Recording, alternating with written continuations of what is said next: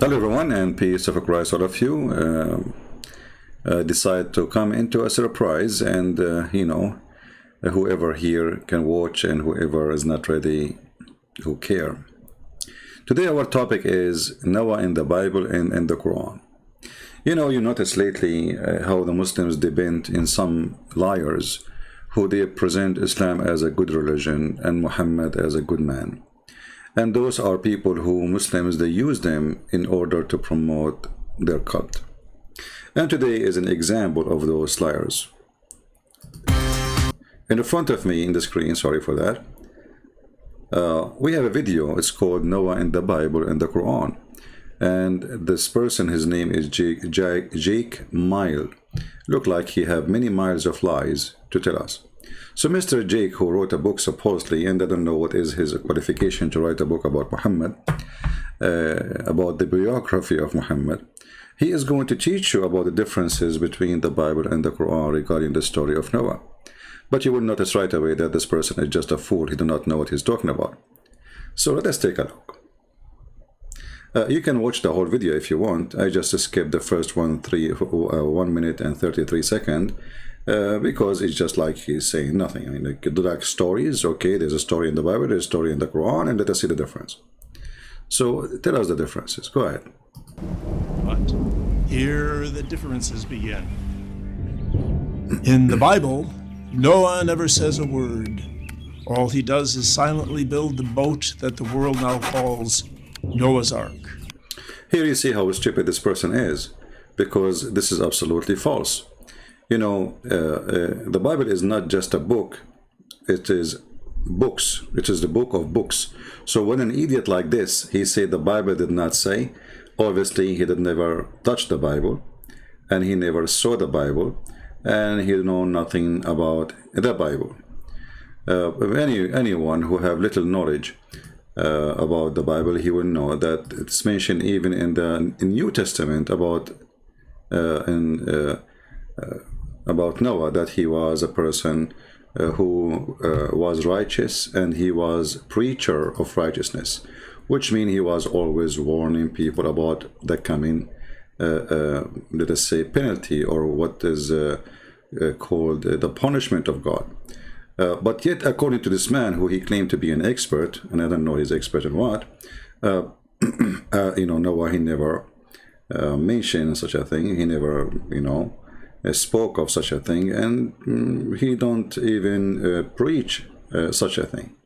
If we go actually to 2 Peter, or let's see, hold on, just to show you the hypocrisy and the lies of those people. Always it's very interesting that we as a Christians, we have always, Judah. I don't know if this person is Judah. I mean, he's a Christian or not, supposedly. But always there is a Judah. And what Judah do, what his job is, he betray God. This is what he do. This is the job, the only job of this person. He's a liar. He's a snake. He's a hypocrite. And he is willing to sell anything. So was Noah a person who tell, and he was teaching and preaching, which mean warning? Absolutely. This is 2 Peter. I just opened the verse. It took time to open it. 2 Peter chapter 2, 5. And spread out the old world, but saved Noah, the eighth of person, a preacher of righteousness, bring in a flood upon the world of ungodly. So what Noah was doing, he was preaching righteousness, which means he was a person who was warning people about the coming penalty of God. Now here there's no details if he said to them there's a flood or not, but this is what the righteous one and the preacher of righteousness say and do, because the whole point is save yourself, otherwise you will be perished. So when a person in this age, and he do not know simple verse in the Bible, does he even deserve to be considered someone to listen to? So you Christian, be aware of false teachers who Muslims, they are bringing them to you. You see this channel, you will not find one video speaking negative about Muhammad. And here you ask yourself, is it really, is it possible that there's one person in this earth, he don't have anything negative about him and he's just a human like us? So Muhammad was a wonderful man. Muhammad was not a killer. Muhammad is not a child molester. Muhammad did not steal. Muhammad is an amazing person in this channel. And they will not bring you one person claiming to be Muslim. So be aware of those evil ones. So this is the first stupid mistake he made in this video. And actually this video just started. So I don't know how many mistakes we'll do. In the Quran, Noah does a great deal of talking. He warns his people that if they continue their idolatrous ways, God will surely destroy them. But if they repent and begin worshiping him alone, he will not only spare them, but also... And look at the background music. They will try to say the Quran was a book of mercy, but as we say, you know, Noah was a person of righteousness, preaching to them righteousness, and obviously he was warning them. So why in the background of the Bible there's no like romantic music, but in the Quran, Noah is preaching and teaching and warning, and suddenly romantic music coming? Enrich them with many blessings. Uh-huh. In the Quran, just as in the Bible, Noah builds an ark. But in the Quran, unlike the Bible, people mock him for doing so. Noah tells... Yeah, you see here the stupidity again. You know, anyone is building an ark in his backyard, people will be laughing at him. If you go right now, somebody don't live next to the beach, and he's building an ark in his backyard, people will laugh at him. So the Bible is telling us what happened, but did not give us all the details, and obviously the story of Noah. I mean, a person who lived according to Muhammad 1,000 years. So all the story about Noah is in few lines in the Quran. Obviously this guy, he spent his life talking in 1,000 years. So where is the story then? So here you see the silly and the stupidity, that Noah, he was be mocked by his people, but all the prophets of God were mocked, and the Bible confirmed that. All the prophets of God, people laugh at them, and the Bible confirmed that. And even the silly Muhammad, he was copying something from the Bible. He says that there is no value for a prophet in his house or his land. So here you see again this ignorance and this stupidity, trying to praise the Quran over the Bible. Tells them in effect, he who laughs last laughs best. Mm-hmm. As noted already, the biblical Noah never speaks at all. In the Bible, no one but Noah is warned of the coming flood, and no one survives except Noah, his family, and the animals he has brought on board the ark, 2 by 2. Okay, so remember carefully here, he said nobody save Noah and his family were saved from the flood. Okay, what is in the Quran? In the Quran, by contrast, a few of Noah's people do heed his warning, and they are saved along with Noah's family. Here you see, here I have to say some certified words, you know, I have to certify this person. This person is certified donkey. Because if we go to the Quran, we will find right away that the Quran confirmed that the only one who survived the flood, it was the children of Noah, and not only his children. I mean, not all of them. So here you see the stupid idiot here, claiming that the Bible says that only the children of Noah, they were the one who survived, but in the same time he forgot that he is a person who is ignorant, who do not know how to read a page in the Quran. And he is a person who making a video about it, which means he studied very well the topic he is talking about. If we go to the Quran, it will take us 2 seconds to find out that this person is a certified idiot. We go here, as usual, to the yellow pages of Muhammad.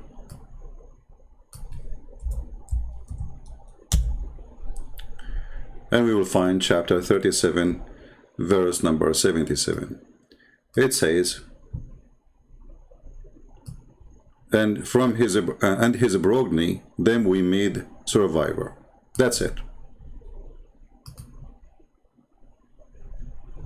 All right.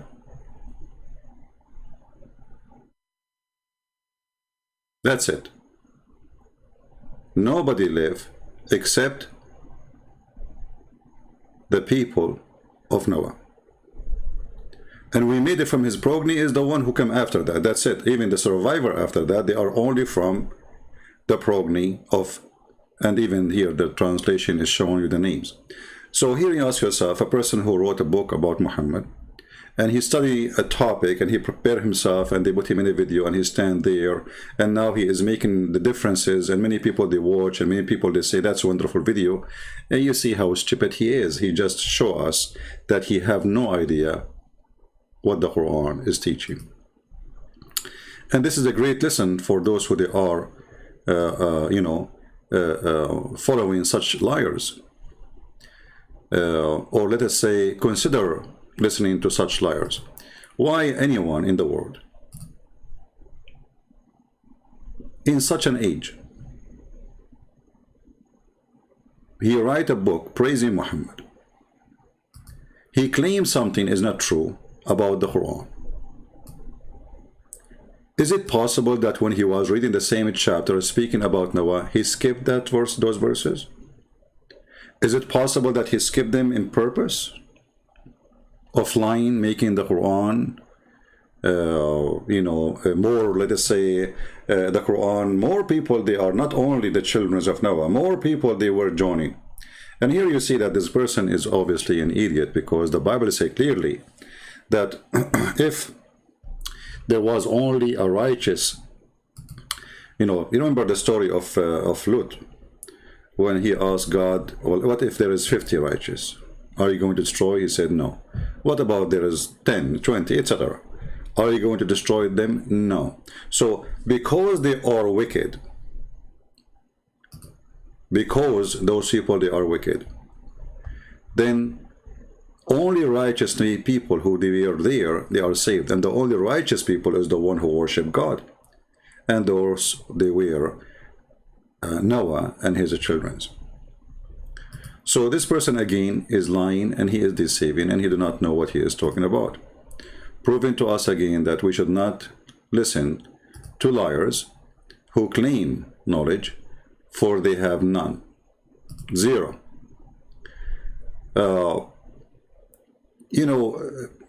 Sometime when I see videos made by non-Muslims, and those videos, they are trying to present Islam as a good religion, I ask myself, what is really the purpose? Why a person, I mean, okay, if he is saying something correct, accurate, I cannot even complain. I mean, okay, this is what happened. It says they are this, it says they are that, and that's it, But why a person, he will do such a thing, lying? Is he lying for he chose to be a liar? Is he really educated or he's an ignorant? So, you need to ask yourself, what is really the purpose behind this lie? Because there is no way this person, he wrote this article, because remember, this video is written an article in his hand before he speaks. He's reading something in front of him. There's no way this person, he did decide to make a video, but yet he did not, study the video. So the question, why they do that? What is really the reason behind that? Sometimes I find that the devil have many ways, of deception, and the devil is very powerful. We have to agree with that, and we have to agree that there is people who deliver their life and their soul to the devil. Otherwise, I don't find really any reason for anyone to come with such statement, claiming to have knowledge, claiming to be honest, trying, supposedly, the purpose of the channel is to make us, let us say, Christians and Muslims more close to each other. It's look like, if we lie to each other about what Islam is about, then we will be close. This is the strategy of the devil, because we know that this is not true. We know that the Muslims, they don't believe a word for what he say. We know that, and the funny here, if you read all the comment, you will not find one Muslim saying all the comment is positive about Islam. All of them, they are Muslims, and all those who watch those videos are Muslim too.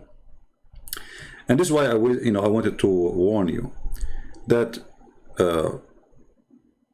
when you see somebody, he is not a Muslim, and the Muslim, they praise him, obviously he is not a person speaking the truth, and he never was speaking the truth. The Bible mentioned many times that if Noah was there, not even if Daniel was there, not even if Noah was there, not even if Jacob was there, those people will save only themselves. They will be able only to save themselves. So those people, they are extremely liars. Usually I make videos to expose people like Zakir, Naik, but who are those people? You know what I mean? Who are they? What they want exactly? Why they lie?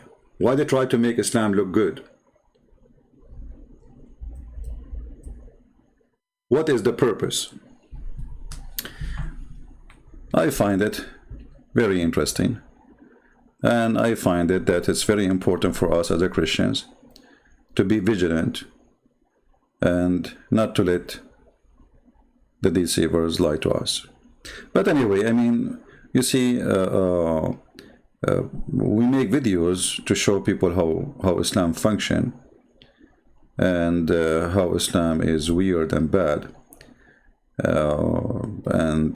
After 24 hours, we find that only 11,000 watch the videos. But it doesn't matter for me, really.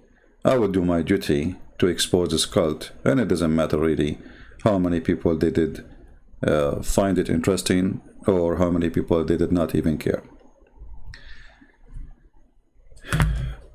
If we continue with the video, it's the same garbage, but we just showed you an example of the stupidity. Let us hear a little bit more. And with, again, the animals. In the Qur'an alone, Noah has a recalcitrant son who refuses to come on board. If there's to be a flood, he says he'll just go up on a high mountain and wait it out. Noah makes one plaintive plea to God on his son's behalf, but God is unmoved. Noah's true family is now to be those who worship the one true God. Noah's son... Here you notice the story, how stupid it is. Because how Noah, he warned everybody, but there is only one person in this earth, he decided to go to the top of the high mountain. Same time, if this person is not a believer, then he should not believe that there's a flood will happen anyway. You know what I mean?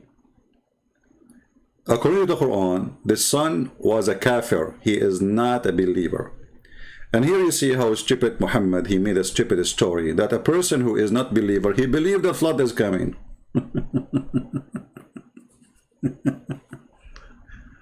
Are you following? Maybe you are not. So, hello there. So, when they say to us those stories, I find it very embarrassing.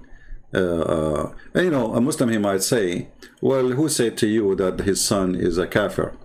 Well, we can find the reference very easy. Let me show you something. Hold on. In case you don't want to believe.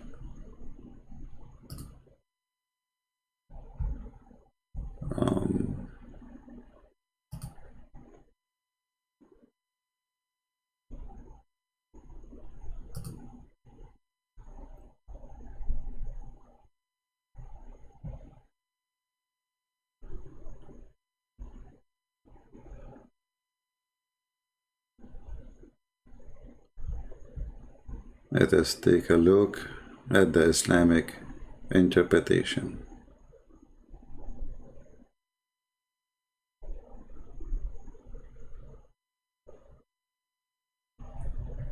Actually, I would do that later when Zakir Naik, we will play the video of Zakir Naik, and then we will compare between all the stories and you will see what we are talking about.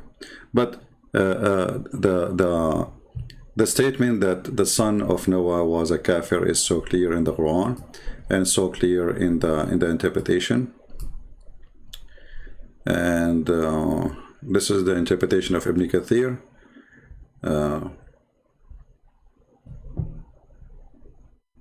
Later we will read it, you know.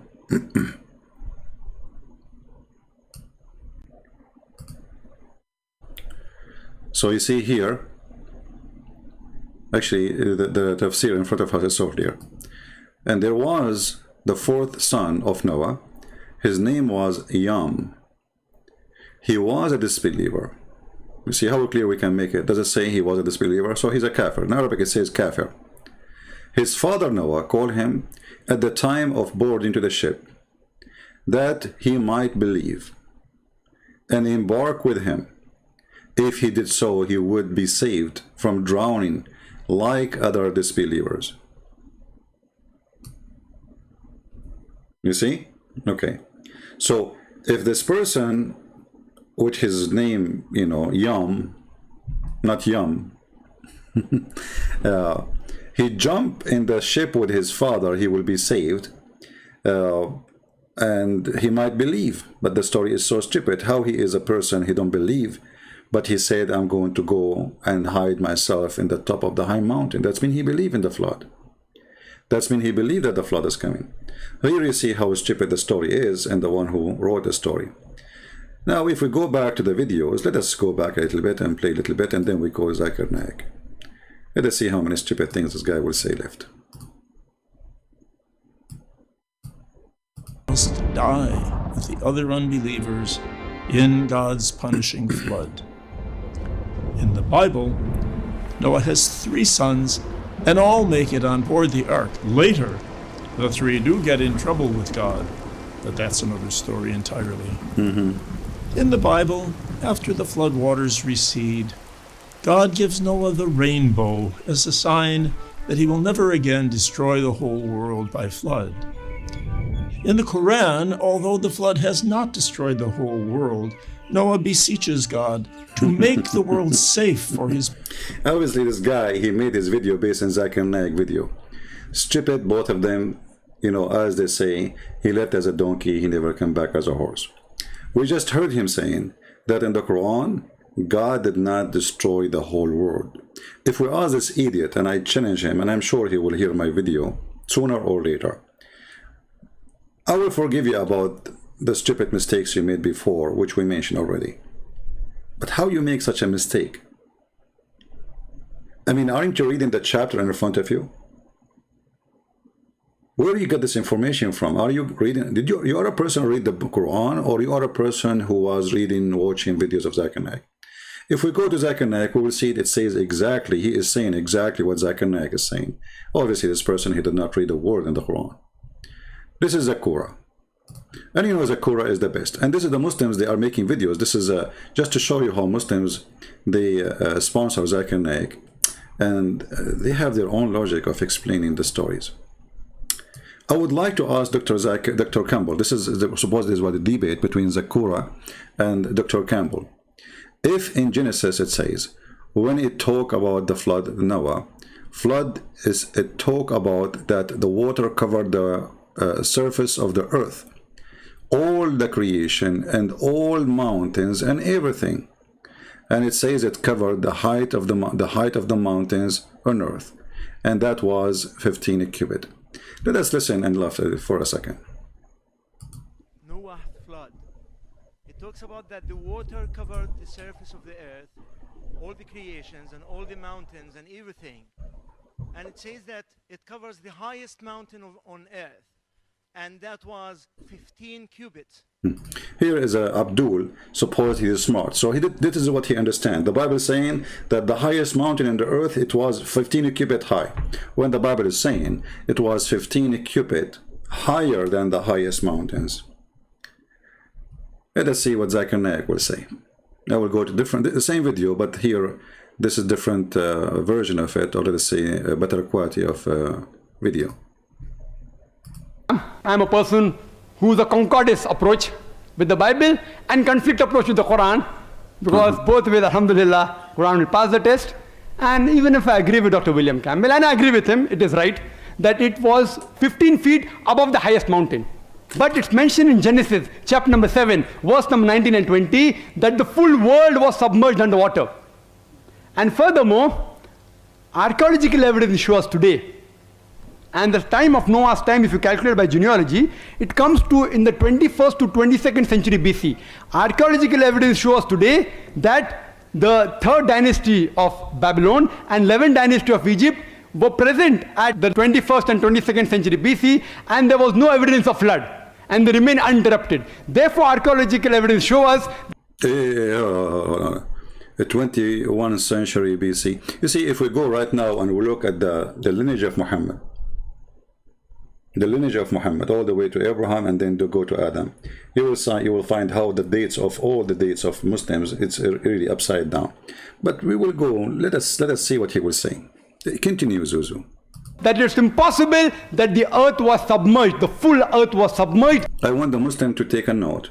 It is impossible. Anyone he says to you that the whole earth is covered by water, according to the scientist who Zakir Naik, he picked them up according to him. We do not know where he got this from. According to him, that's impossible. Take a note. It's not me who said that, it is Zakura. Say it again, Zakura. Evidence shows us that it's impossible that the earth was submerged, the full earth was submerged underwater in the 21st, 22nd century BC. What about the Quran? What about the Quran? Point number one, Quran does not give a date. That is a stupid lie. You see, when the Quran speak about Noah, and then the Muslims, they come to us and they say, Muhammad is our teacher. And Muhammad, he speak about how long Noah he lived. According to Muhammad, Noah he lived 950 years, I think, according to Muhammad. And I can check the hadith to see how long he did live exactly. Let us see, hold on.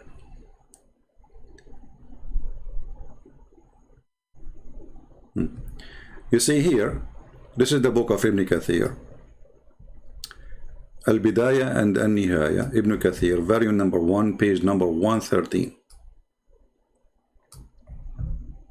Here speak about the names of the children of Noah and how long he lived. It says here, he was born after the death of Adam by 100 years.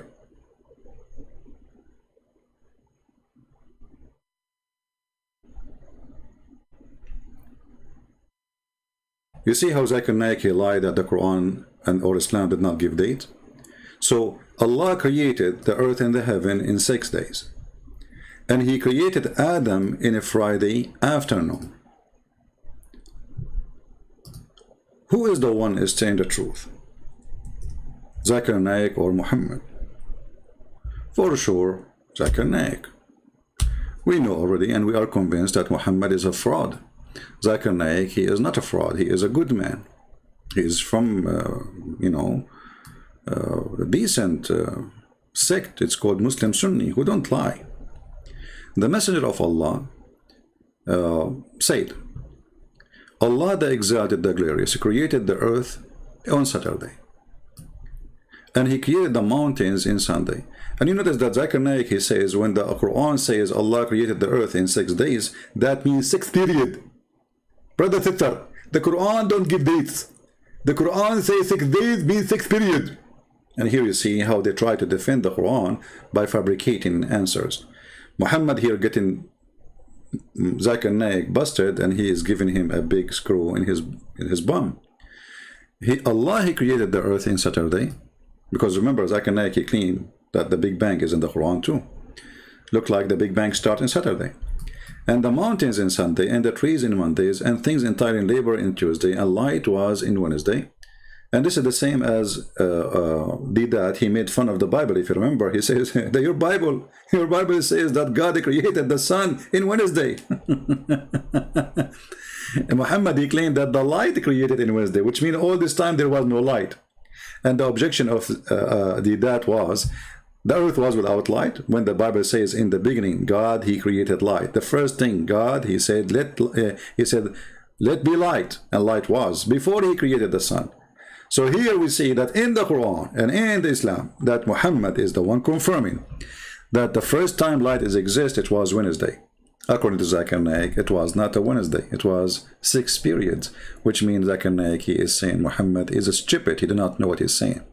And then he spread the animals of all kind in a Thursday, and he created Adam in a Friday afternoon. So let us go back to this website here.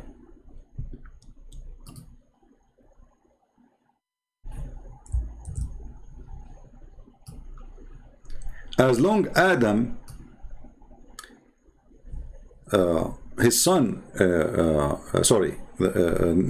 or from the descendant of Adam, he was born 100 years after Adam.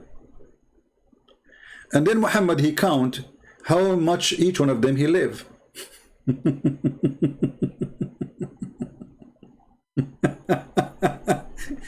Then how you say we don't have a date, you idiot?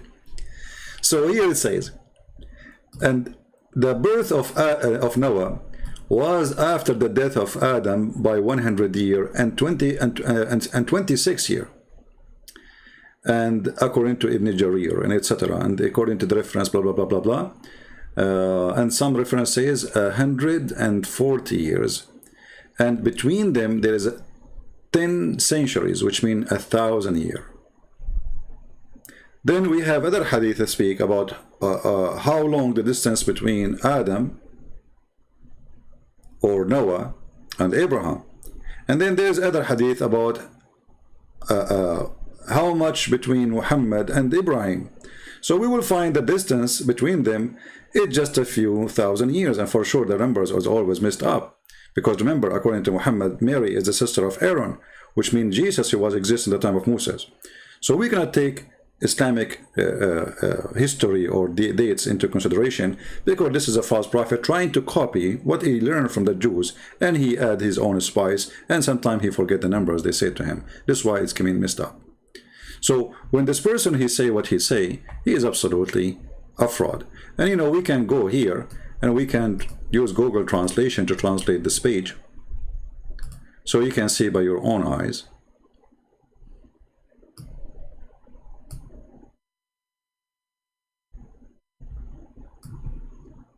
This is the book of the beginning and the end, Ibn Kathir, part number 1, page number 113. And here it says clearly that his birth, which means Noah, was 100 years and 26 years after the death of Adam. Then we can put the numbers together and all those things, and we will find that Zakir Naik is a fraud. The same as the person in the video from Emerstein, YouTube. So we go back to Zakir Naik. Zakir Naik, he got the Christian busted always, because he have the answer which nobody have. Go ahead, Zakura. Tell us what is next. Give us a surprise. And you notice how excited he is, and the Muslim, they clap for him. They don't know by what he just said, he just destroyed Muhammad, and he made Muhammad look like a fool. Let us show you why. Let us go back in the video a little bit, so we can enjoy the destruction better. What about the Quran? Yeah. Point number 1, Quran does not give a date. Yeah. Whether 21st century BC or 50th century BC, no date. Point number 2, nowhere does the Quran say the full world was submerged under water. It speaks about Noah alayhi salam and his qawm and his people. A small group of people, or maybe a large group of people. Archaeological evidences tell today, and the archaeologists, they say that we have no objection. It's possible that parts of the world was submerged under water, but full world, it's not possible. It's not possible. Let us go and see the Quran and see how this person, he is a great machine to expose Muhammad and his religion. Be my witness, Muslims. This is Zakir Naik saying that is impossible. This is what Zakir Naik believe.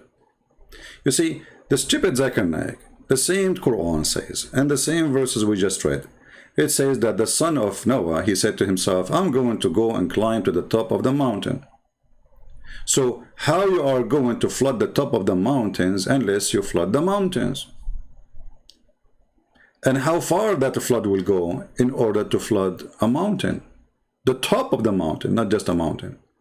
But we will go with this Abdul, and we will go with his lies, and we will see if this is true or not. And you notice with me here, this is Ibn Kathir translated by English, or in English by the Muslims. If we go up a little bit, read carefully. The verse says, وَهِيَ تَجْرِي بِهِمْ فِي مَوْجٍ كَالْجِبَالِ. And those waves of water is coming like mountains. Why it's described as mountains? Because the size of it is the size of mountains. That is in the Qur'an. Zakir Naik, he never saw this verse before. Is that possible? Chapter 11, verse number 42. Well, it is possible that Zakir Naik is a stupid idiot. He does not know what he's talking about. That is acceptable. I mean, nothing new. So, we go back here, it says, so it sailed with them amidst waves like mountains. This means the ship sailed with them upon surface of the water, which had completely covered the earth. Read carefully, people. The Abduls who is making the videos, the Abdul who asking the question in the debate, the Abdul who's answering the debate, is confirming that anyone believe that the earth is totally covered by water is an idiot.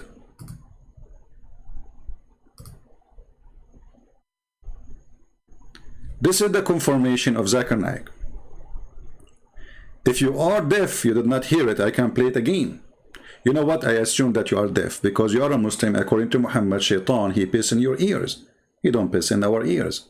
Those things happen only to Muhammadan. Let us go back and see how the stupid Zakir Naik, he just gave a big finger to his Prophet Muhammad. Huge finger. Zakir Naik, can you repeat again, please, what you just said? Today, and the archaeologists, they say that we have no objection. It's possible that parts of the world was submerged under water, but full world, it's not possible. So alhamdulillah, the Quran is matching with the latest discovery in archaeology, but the Bible does not. Did you hear it, Muslims? Did you hear it, Muslims? Alhamdulillah. Quran matching discover geology. In fact, the discover geology doesn't say what this guy is saying. It says the opposite. Here we go.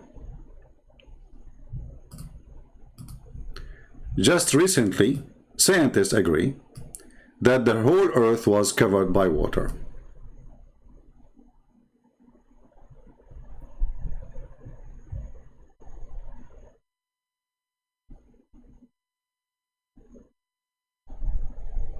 And for sure, they give you their own numbers. You know, that's what the scientists, they say.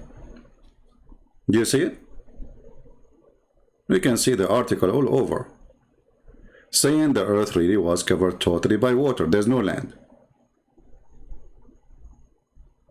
But Zakir Naik, according to his science, his version of science, that it's impossible that the whole earth is covered by water. It's impossible, but if a part of it, that is possible. But as you see, the scientists, they say, no, it's covered. And now the Muslim, what they will do, they will adopt the new discovery. So Zakir Naik, the coming answer for the same question, he will not be the same. He will say, scientific brother, scientists prove that the whole earth was covered by water. And this is exactly what the Quran says. But a second ago, or a day ago, or a year ago, it is impossible for the earth to be covered by water. Do you see it? It is impossible. So, how fast Zakir Naik is going to change his track or his version of the answer? And as long he said it's impossible, that means Zakir Naik is making fun of the Quran, and Zakir Naik is making fun of Muhammad, and Zakir Naik, obviously, he is saying it is impossible to believe in the Quran, because it's impossible that the earth is covered by water. I'm going to play it again because I'm going to make it an anthem. Underwater, but full world, it's not possible. So alhamdulillah, the Quran is matching with the latest discovery in archaeology, but a large group of people, archaeological evidences tell today, and the archaeologists, they say that we have no objection. It's possible that parts of the world was submerged underwater, but full world, it's not possible. So alhamdulillah, the Quran is matching with the latest discovery in archaeology, but the Bible does not. Furthermore, if you read Genesis chapter number 6, verse number 15-16, it speaks about Almighty God telling Noah alayhi salam that build an ark, and it gives the length 300 cubit in length, 50 cubits in breadth, and height 30 cubit. Cubit is 1.5 feet. The brother made a mistake. Yeah, okay, hold on. You see, now he will talk about the size of the ship, right? The size of the ship. Zakir Naik, what your prophet said about the size of the ship? Any Muslim here in the chat can tell us? Just to show you that those people, when they make videos and they claim that they can refute the Christianity, we die laughing at their answers, because each time those Muslims, they make those answers, we laugh.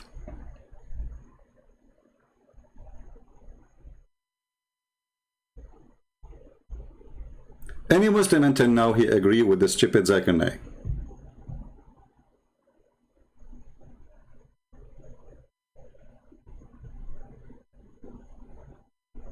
Anyone? Who is in the chat, he agree with this guy? Until now, the disaster is the poo-poo he's making over his prophet.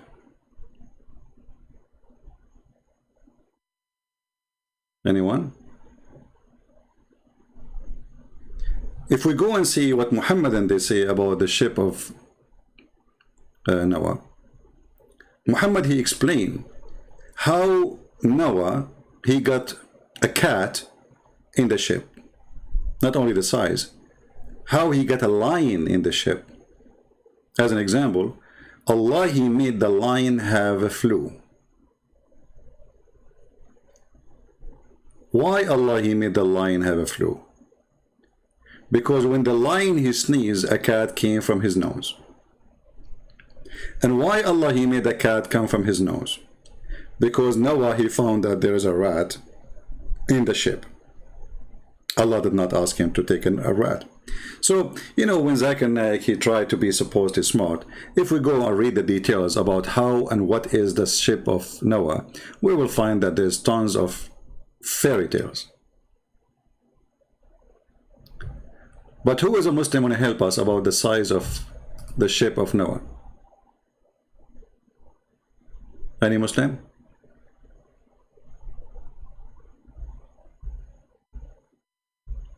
Do we have any Muslim who would like to help us?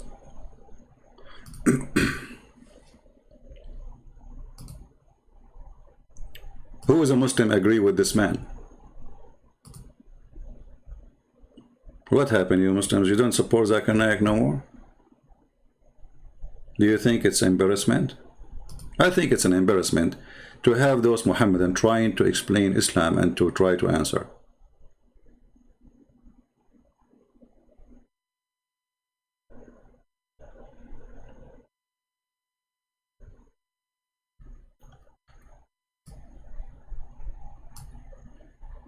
Let us see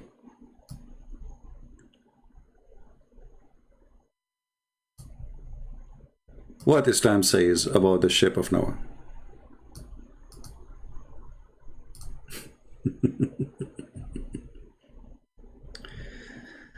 All right. Hey Muslims, what is the best explanation book you like? Let us go and see one of the famous interpretation of the Quran, Ibn Kathir again, because this is in English. Oh, I forgot. I want to show you that interpretation of the Quran in Arabic is always different from the interpretation of the Quran in English. And you will notice how much Muslims are copying from our book, because here you will notice, do you remember at the beginning of the video it says that 15 a cubit, right? Okay, look what the Muslims they have in their book. And the mountains and covered and encompass the top of the mountains and even rose over them by height of 15 cubits. You see how the copy? And not only that, they continue. Now this the Muslim spies. It's also say that the waves rose over the mountains of height of 80 miles. All right. Now we go to different verse in the Quran.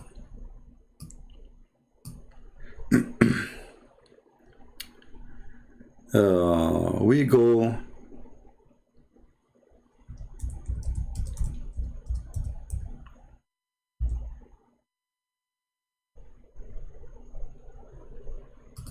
to this verse here,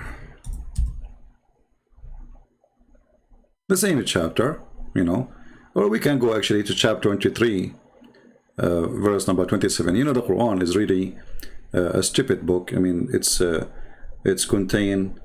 I mean, like in the Bible, you will find the story in one place. That said, like the book of Genesis, and the topic after, like they are according to dates. In the Quran, there's no dates. The Quran, I mean, the way it's organized is organized like somebody, he put things in a mixer, and then whatever the mixer, when the mixer stopped, however things settle down, they put it together, they glue it together.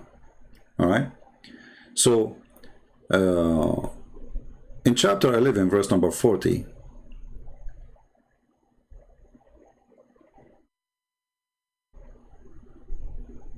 you will see that the earth, the command of the water coming from the ground. And actually, this is where the Aqsa mountain, the Aqsa mosque, you know, the Muhammadan, they claim the Aqsa mosque to be, or sorry, the mosque of As-Sakhra, the rock, the dome rock, sorry. Why they wanted to take it? Why the Muslims they wanted to take it? Because the Jewish legends that when the flood of Noah happened, there was a water submerging from a hole in that ground. And when God decided to stop the water coming up, he put a rock there. And that is the rock the Muslims they worship today. So they occupy a Jewish ground, have nothing to do with God anyway, you know, and they make it their own mosque, and it became famous for them. So here you notice this is the root of the story, for how Muhammad he got his roots of the story from where. So till then, there came our command, and even gushed forth water like fountain from the earth. We said, embark therein, and each kind of two, male and female. Here you see, by the way, there is a stupid statement in the Quran, a stupid mistake. It says, min kulli zawjayn ithnayn. Anyone who speaks Arabic, he will notice that this is stupid Arabic, because zawjayn mean two. So how you say zawjayn ithnayn? If you change the translator, you will see the translation will come as the following: from every two and two. Let us see different translation. Why they are saying these things? Because simply it's stupid, you know. Look at the translation here. It says, of each kind two, male and female. All right. But there is no word here. It says male and female. So to cover the problem in the Quran, it says كل زوجين اثنين, which means from every two, زوجين, you know, is two. زوجين is two. Zawj is the word, actually, just to make it simple for you. When I say the word zawj, I mean two already. When I say the word zawjain, I mean two and two. Maybe you are not still understand what I'm saying. Let me go to the other page in the Quran and give you an example.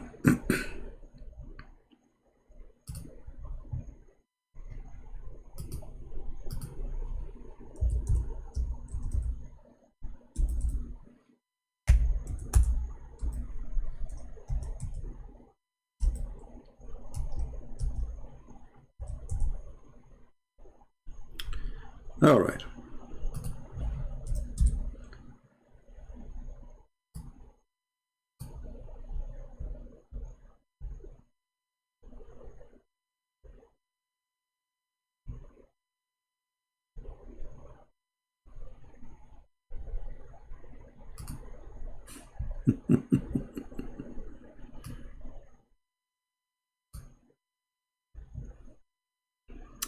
Read with me carefully just to show you the stupidity. Maybe now you understand. This is chapter 13, verse number 3. Read the translation and laugh with me. Do you see here it says, and Allah, He made it from every fruit, He made it from every kind in pairs. Two and two.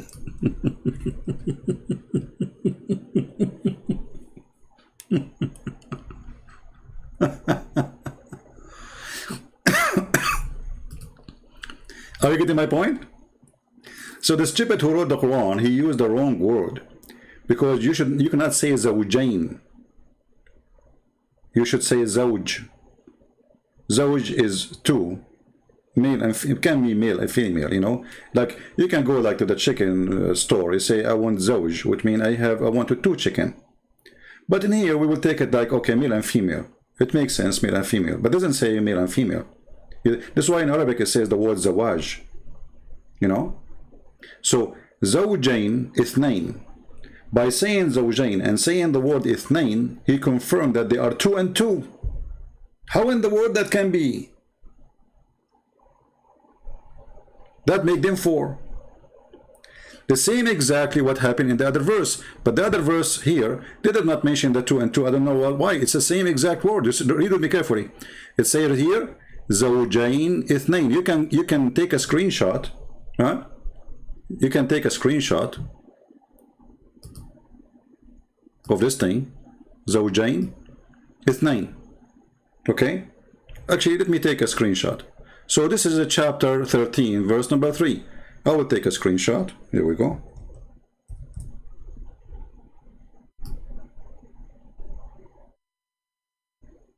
Okay. Now we will go to the other verse. It says exactly the same sentence. Here we go. Zawjain ithnain. Do you see it? Zawjain ithnain. Take a screenshot.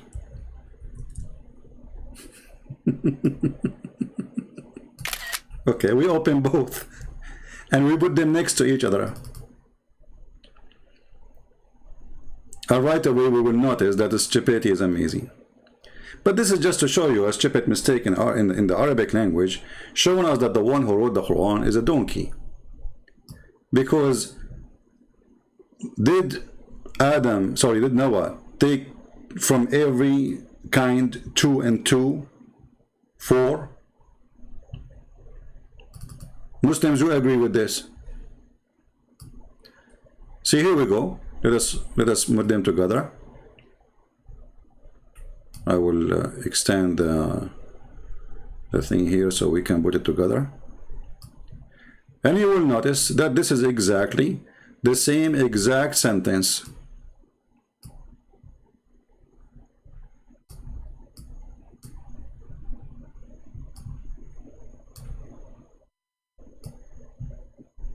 Do you see it, people? Do you see? It's exactly the same words. Zawjain ithnain.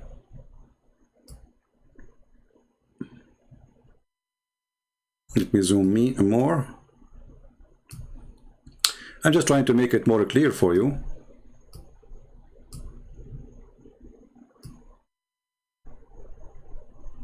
Okay, I think now we have it fine.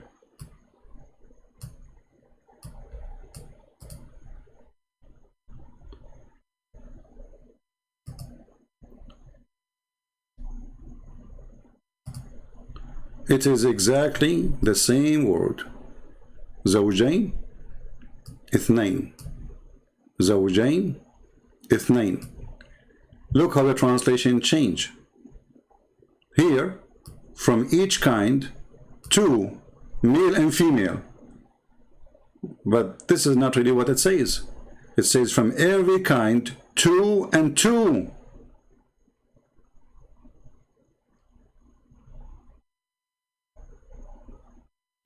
Otherwise, why the other translation saying two and two? You know what I mean?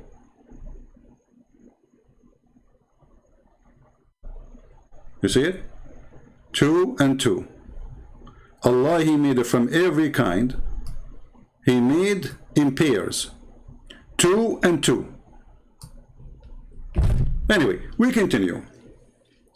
So you see here, not only the Arabic is stupid, not only the Quran does not match with science, the Quran even does not suit the Muslims. So the Muslims, they have to croak, they have to break, they have to bend over the Quran and bend over the tafsir and bend over what Muhammad said to make it fit with their claims. So what we learn from this, that Islam without lies dies.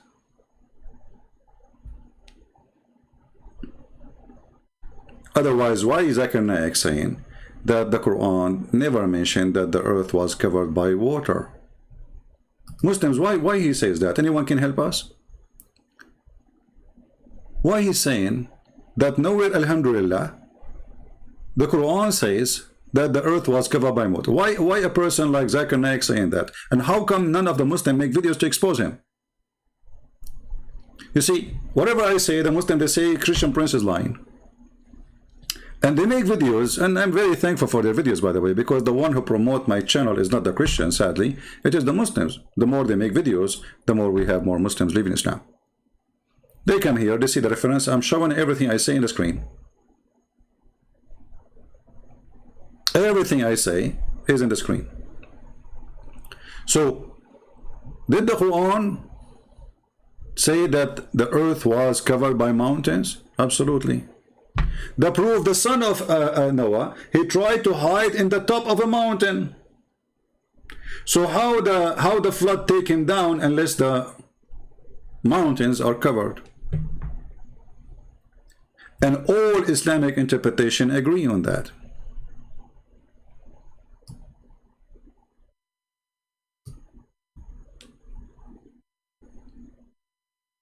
Any Muslim have an answer?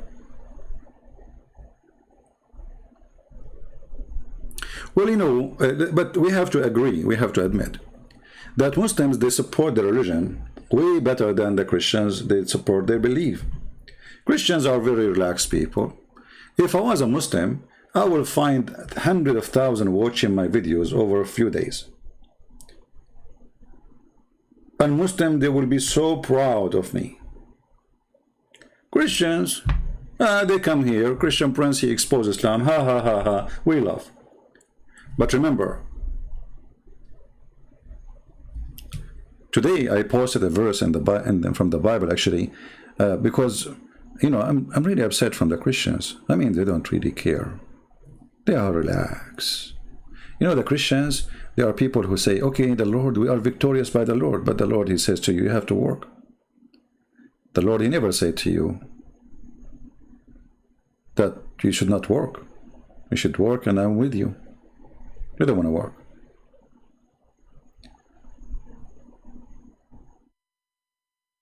When I was reading in 2 Corinthians today, this verse was really a great verse for me.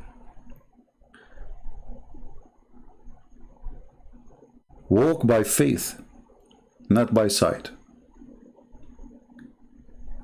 If you go with your sight, you will find everything around you is disgusting. People are disgusting. Those who work for the Lord are not, I mean, you can count them maybe by fingers these days. I'm talking about maybe society, small society, not in the whole world. I mean, if you look even at your family, you will find all your family are busy with making money, you know, barbecue and stuff, like everybody, you know. But how many of them they are like working for the Lord?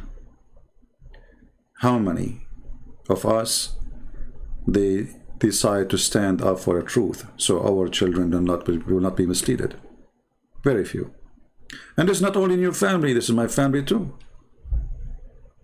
People want to just eat, buy cars, have fun, have vacation, nice clothing, jewelries, wealth, fame, respect.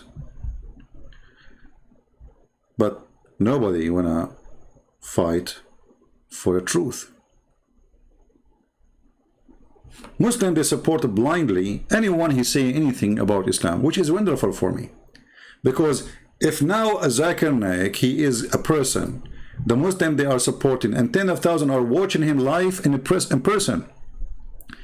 But yet not a single person said to Zakir Naik, you are a stupid fool, the Qur'an says, and the Hadith says, and the Tafsir says. The opposite of what you are saying. Look how many people are watching there. Is it possible if not a single person between all those Muslims is a Muslim? Yes, it is. Those are just coming to support.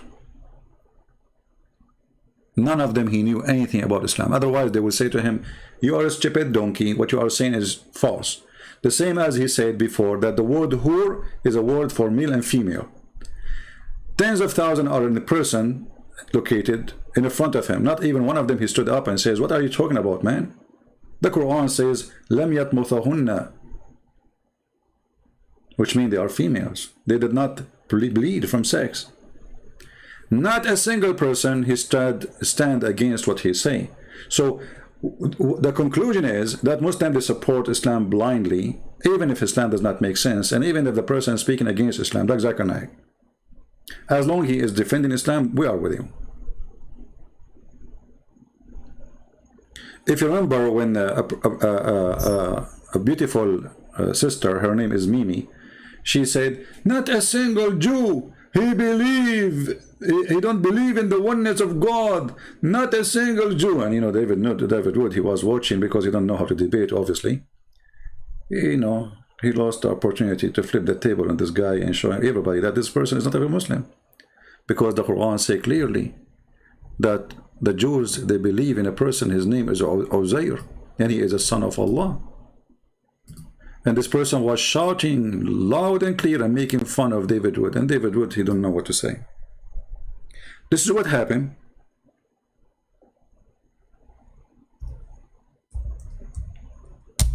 When you are a person who don't have full knowledge of the cult of Muhammad. Well, you know, you can watch my videos I made to refute everything he said. Everything he said about Islam is a lie. You see, what make me really laugh, that Muslims, when they debate Christians, they don't debate Christianity or Islam by answering the truth about Islam. They lie about the religion to make an argument. But this is a great for us. But it's not a great for someone who do not know.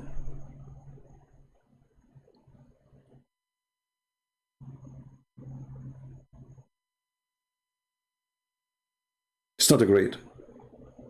Do you remember the guy, his name is Adnan, what his name? Adnan what? And Mimi, all of them, they made a video like how the Prophet of Allah, how the Quran says that the title of the king is the Pharaoh. How the Quran knew that?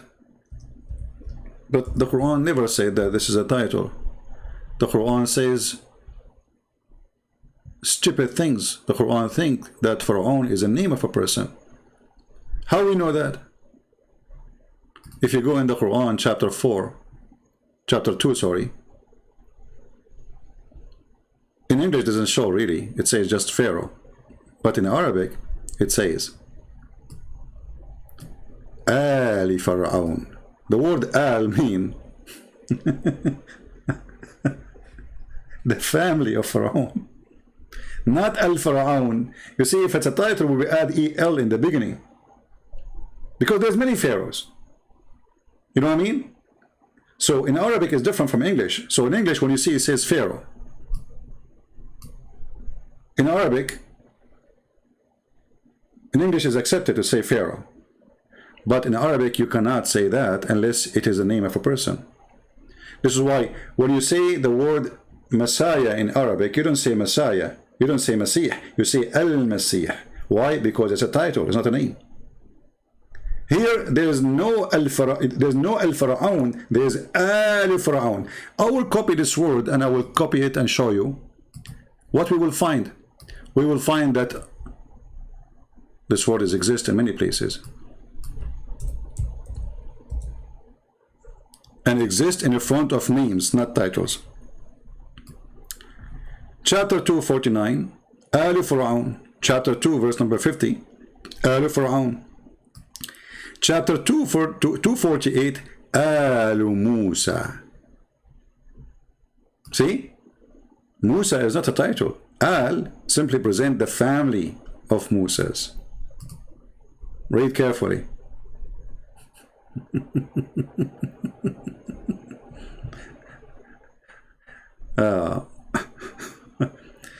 And you know the funny here, the translation doesn't say even the family of Musas. What happened with this Al? Al Pharaoh, Al Harun. You see here it says Al Musa, Al Harun. Always the word Al come before a singular name. So the stupid Muhammad, he thought that Pharaoh is the name of that king. It's not a title. And the Muslim, they made a big fuzz about it and etc. But they don't dare to debate me, because we can get them busted in 2 seconds. And look here in the translation, why it doesn't say, why it says only Musas and where is the word Al? No translation. Change the translator, you will see something else would appear. Just to change the translator, you will find the Quran is a new Quran. What happened? Where is the word Al translation? What happened to the word Al? Here we go. Okay.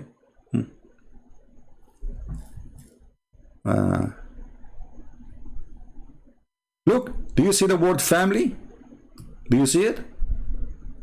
Look, what happened? The family of Moses, the family of Pharaoh. So what the word Al mean? Family.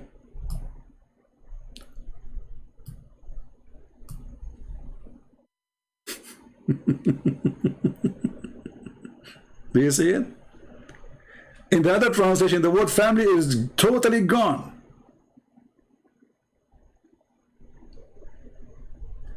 This is why they are so desperate to debate someone have a blue eyes, but not someone who speak Arabic, because we can get them busted in 2 seconds. So the stupid Muhammad, he thought that Pharaoh is a person. His name is Pharaoh, and he keeps saying Al Pharaoh, the same as he say Al Ibrahim. So the word Al added before everybody who is a person. Chapter 3 verse number 11, Al Pharaoh again. Okay, chapter 4 verse number 54, Al Ibrahim. More Al. Do you see it? What Ibrahim mean? Al Ibrahim mean the family of Abraham. So you don't add the word Al unless it is followed by a name of individual, not a title. Do we have any Muslim have an objection for all the scandals we got you busted with today? No, this is the truth. You see, the second you say, you remember Didat? Didat, he debated Anis Sharoush, who speak Arabic. He's a Christian. He's from the Middle East. He's from Israel. He debated him first time, second time did not show up. The coward, he ran away. Because debating someone who speak Arabic is not the same as debating someone have zero knowledge of Islam. So Muslim, they welcome anyone who don't speak Arabic, because they will laugh at him. You see, Mimi, he says, I know this is coming. You don't know Arabic, you don't know Hebrew. And Elijah means God is with us.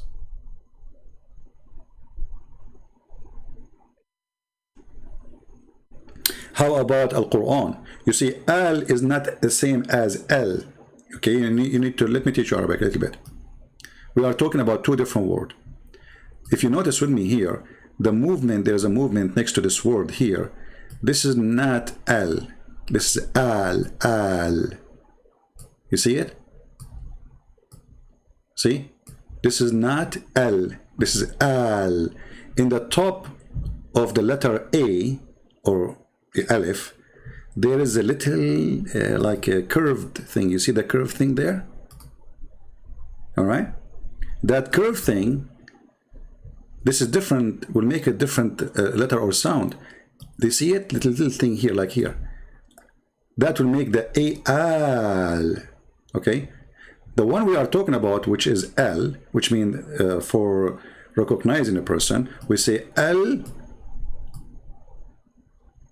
and then we add whatever name connect to it, just to make it known. Like in English, we say the. So Al-Masih, the Messiah. All right? Al here is not the. This is a word mean family. Did you get it?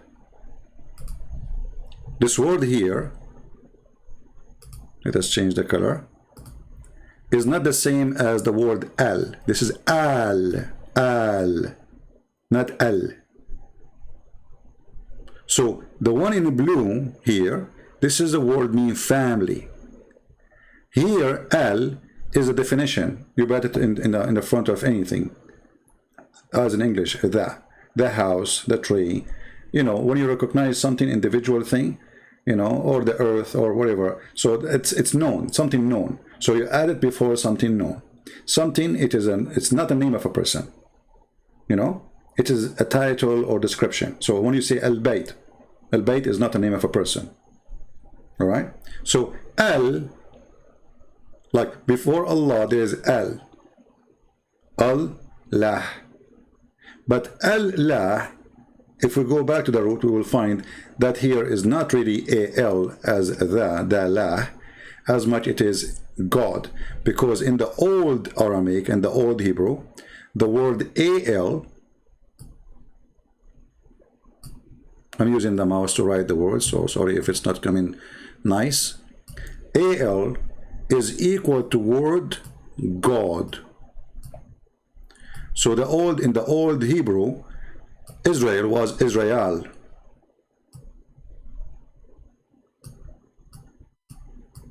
Mikael was Mikael. Ishmael was Ishmael. And the rest of the names is the same. The new Hebrew, the word A-L became El.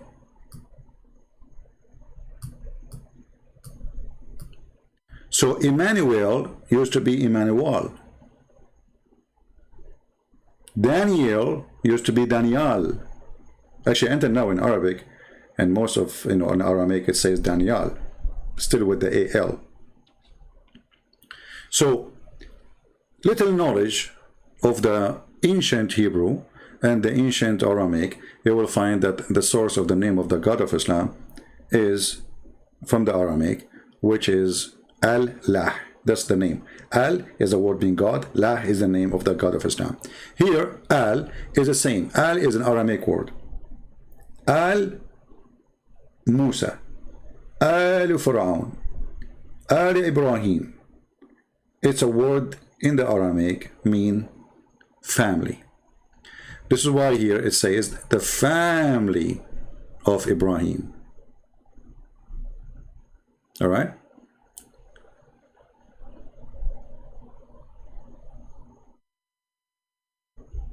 Anyone have a question?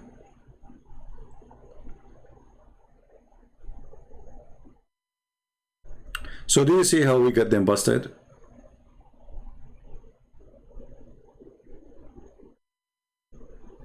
Do you see how easy?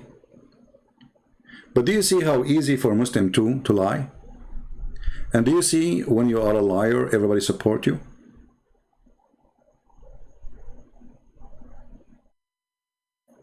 Did you see that the video I made yesterday, I have only 10,000 views or 11,000? So the one who speak with knowledge and he show you everything in the screen with the proofs and the reference, nobody will watch his videos. A person, he sit in the chair, he say a few words for 15 minutes, he will have 60, 70,000 views in 2 days. The one who sits with you for 6 hours, actually I used to sit way more. I used to stay for 12 hours, 13 hours, 14 hours, 16 hours. Those who know me from a long time, they know how long I used to do. Actually, yesterday I did something unusual. The first time for the last 20 years, I walk in Saturday night out. Can you believe it? Every Saturday night for 20 years almost, I was going live to teach about the Muhammad and his lies. I never have a Saturday for myself at night to go out and walk. Actually, I did not go for a walk. I was in that area, and then sun came, sundown came, and then I said to myself, let me take a walk.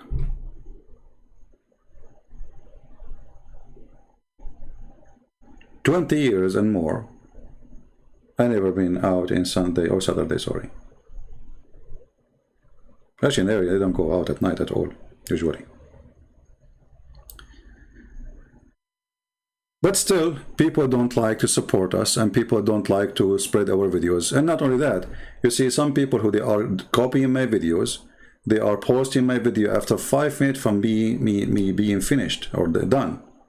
And that make people go and watch it there, not to come here to watch it.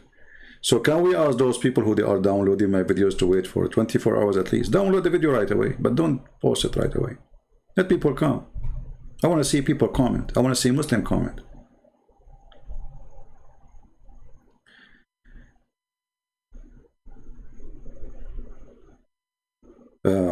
But as I said, you know, that will not change anything for me. I will do what I need to do. If there is 1 million people watch the video, or there is 1,000, I know that at the end of the day, millions of people will watch it, and you know, my video translated to many languages. But still, you ask yourself, why we have 637 people here? They will say, you did not warn us that we are coming live on air.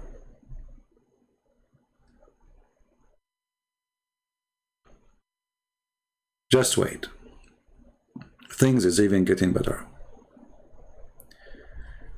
Takbir Titan saying, why you are lying to your followers? I did lie about what, Mr. Titan? Takbir Titan. You know, this guy, he come always, he say the same sentence. But he never tell us what I did lie about. And this is my challenge for you, Mr. Takbir.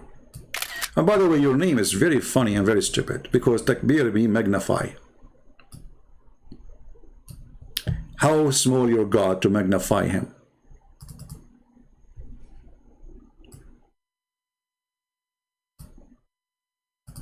Is he a bacteria? So now in front of everybody, I have a challenge to Takbir to tell me I did lie about what? I can take your call if you're there, or you can post in the text, what is my lie I said since I started the video. I said that the earth is covered by water according to the Qur'an and according to your Islamic interpretation.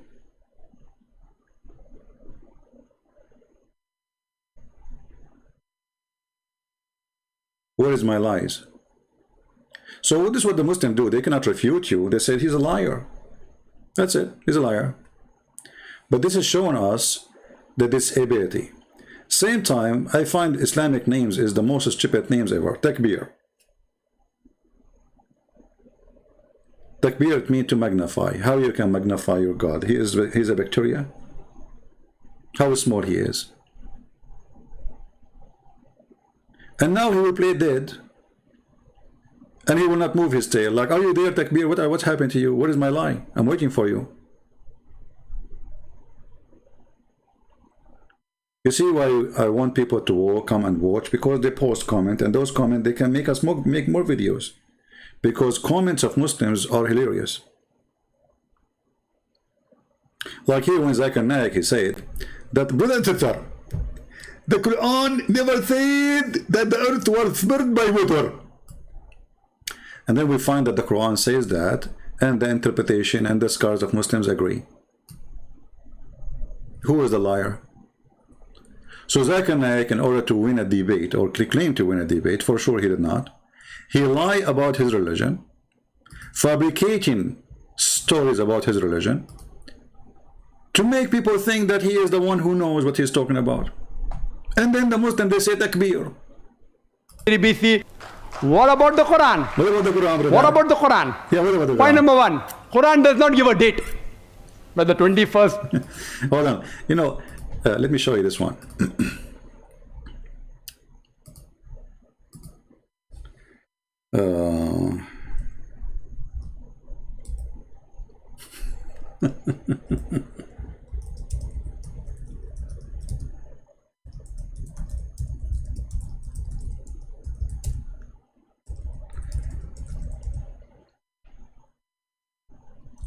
Just to show you the madness of this religion.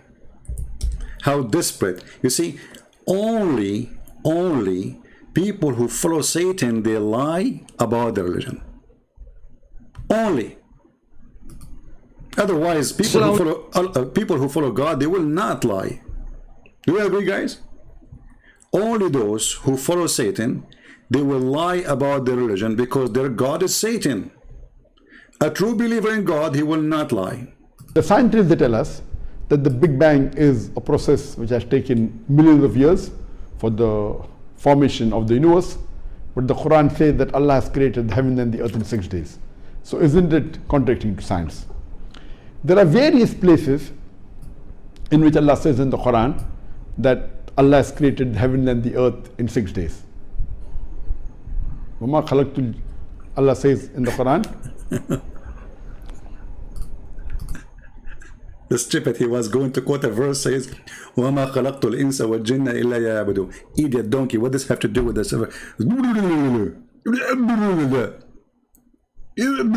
know? What, the Bluetooth turned off on you? The one who was giving you the answers? The Bluetooth now is going to work. خَلَقَ السَّمَاوَاتِ وَالْأَرْضَ. Allah has created the heaven and the earth فِي سِتَّةِ أَيَّامٍ, in 6 days. This is Arabic, supposedly. This is mentioned several places in the Quran. It's mentioned in Surah Araf, chapter number 7, verse number 54. In Surah Yunus, chapter number 10, verse number 3. In Surah Hud, chapter number 11, verse number 7. In Surah Furqan, chapter number 25, verse number 59. In Surah Sajda, chapter number 32, verse number 4. Okay. You see, he's waiting for somebody is telling him the numbers. See, I mean, look, you see? He's waiting. Somebody is telling him the numbers.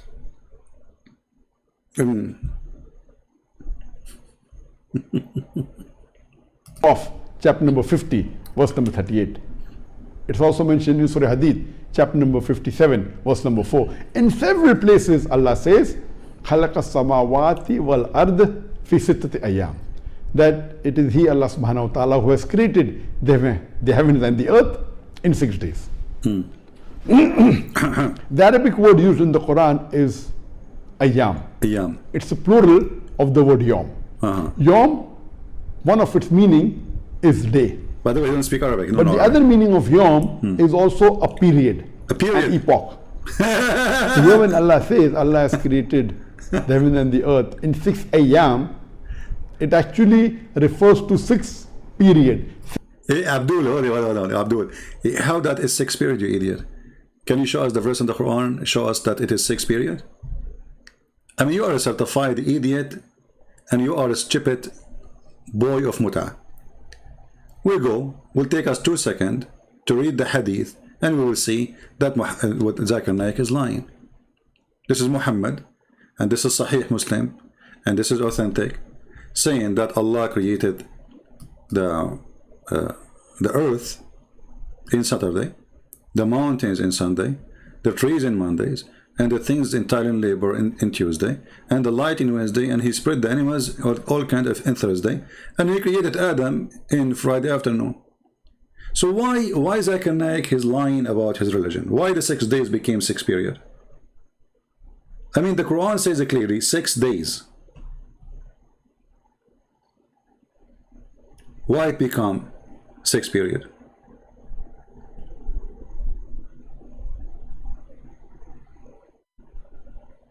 Hey Muslims, which one of those are lying, Muhammad or Zakir Naik? So here you notice that Muslims are people who lie, so Islam will not die.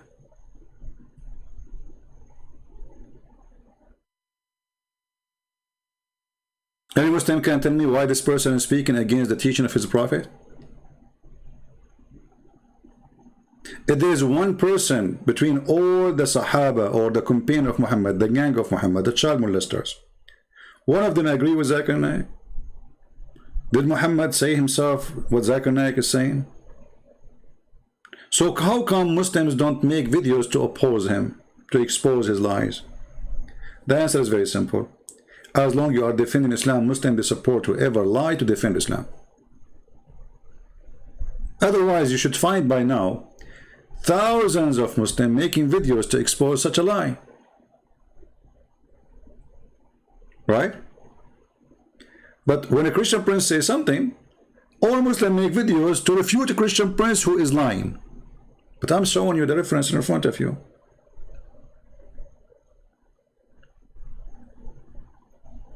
Did the sun set in murky water? Yes, it does. Does the Quran says it appeared to Alexander the Great? This is how it's appeared to him? No. Did the Quran says 6 days? Yes. Why does it matter if it says 6 days or period? Are you nitpicking, my friend? I can tell you far embarrassing things from your book. You know, Takbir, I don't know, I think, you know, it's very embarrassing that your wife, she did not ask you until now, how in the world you chose such a name? Now I remember why your name is Takbir. Your God, his enemy, is a lizard. And that makes him so small. Because you know what? My enemy must be something considered to be an enemy. I'm not going to go outside and fight with a chicken. So when you have a God, his first enemy is a lizard. That means your God is in the size of a lizard. This is why your name is Takbir, magnify. You are trying to find your God, but you could not find him. Now you are saying, why does it matter for you if it was 6 days, days or period? You stupid, it's not matter for me, it's matter for you. It is you who is lying about the Quran, saying it's not 6 days. So if it doesn't matter, why you are making a video about it? And why you are speaking about the Big Bang when the Quran says Allah created the earth first and then the heaven? Is that what the Big Bang is saying? So why you lie to people and say Islam speak of the Big Bang? Does it matter for you if it's a Big Bang or not? You see, this is how Islam is desperate to find roots in science. So you try to adopt science by corking or bending the Quran and the Hadith to find science. So it doesn't matter for me? No, it doesn't matter. We are here to laugh. What's wrong with you? And your name is Takbir.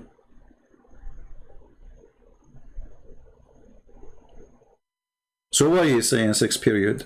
And he claimed that each period is a billion of year. Actually, each period is 2.5 billion, according to Zakir Naik.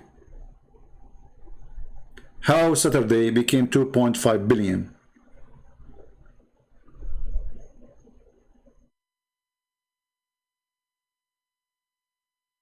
Do you remember, guys, just a few days ago, we made a video about those who claim to be Christian and they say they support the evolution? You remember? And then one person, I forgot his name, Sebastian something, he posted that he accepted that there was billions of years. The Bible says day and night, correct? Why wouldn't I lie? Why wouldn't I lie about it? It says day and night, the book of Genesis. It doesn't say 6 period, it doesn't say 6 billions. So I can accept that the day for God is different from day for us. Okay, that would make sense, because even the Bible says that one day for God is equal to 1,000 years from our time, and this is mentioned too in the Quran. Muhammad, he copied it and he put it in the Quran. But even that verse about one day for God is equal to 1,000 years for us is not literally, verse. What the Bible is saying, that time for God is nothing. There's no time. God is out of time. So I'm not going to bend my book to make it fit with the claim of scientists. A true believer, he don't do that. But a person who is ashamed of his religion, like Zakir Naik, he tried to, because he think the Quran is wrong, so he tried to fix the Quran by lying about what the Quran is saying.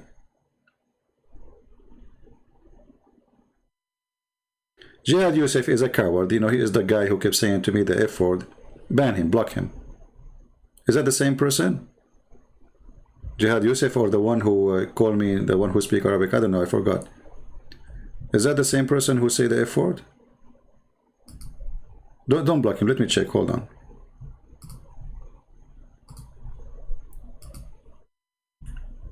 Because there is a person, he called himself Jihad Yusuf. He keeps sending me, you remember last time he said he want to kill me too? Which is very stupid. I mean, come and do it, you coward. I can't wait to meet you. I'm obviously so scared. Terrified. You see, I stopped coming on YouTube because of you. You told me you want to kill me. Oh boy. They have no idea.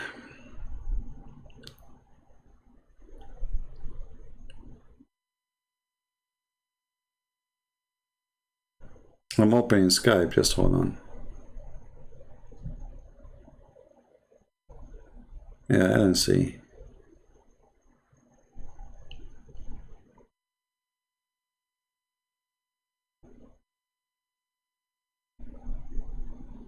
Yeah. Well, I don't see any text from any Muslim. At least now. I mean, there's text from 2 days ago, 3 days ago.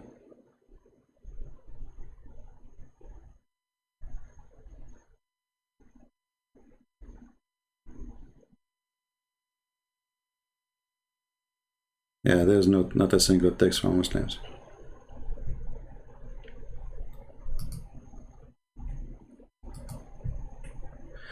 So the reason they lie, because they knew Islam without lies dies. Very simple. So we have to lie in order to sponsor the liar Muhammad. If a person, he says to me, "Do Christian Prince, do you believe in the Big Bang?" I will laugh. I say no. Let us say 99.9 scientists say that the Big Bang is true. Me as a Christian, I will not believe in it.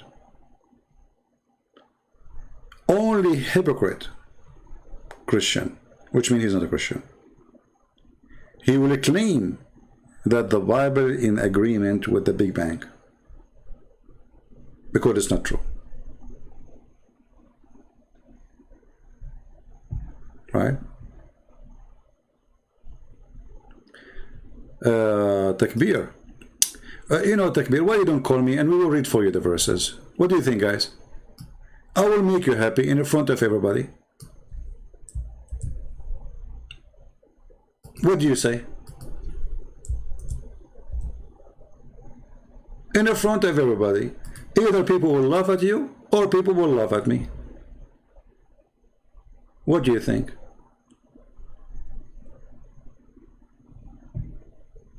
Huh?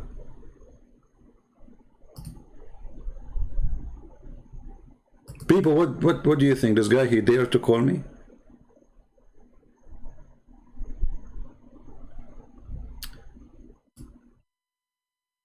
Do you? Potato. You don't even know. If I ask you the book of Psalm, this one, who wrote the book? Do you know? Who is the one who's talking there? You don't know. You're a potato. Copy paste. You go to Muslim website, you copy. This is why you don't even dare to face us with the claim you are saying. Here we go, you post it. Why you don't call me and talk about it? And people will laugh. And we will see if this creature melt or not. What do you say? What say you? Potato you? Huh? Yeah, actually this creature melt. Put him under the sun will melt. Put some salt in him will melt. You are a donkey. Like your prophet. Grab a snail, put salt when he's alive on him and see what will happen to him. Or put him under the sun without water for some time, see what will happen to him. You're an idiot.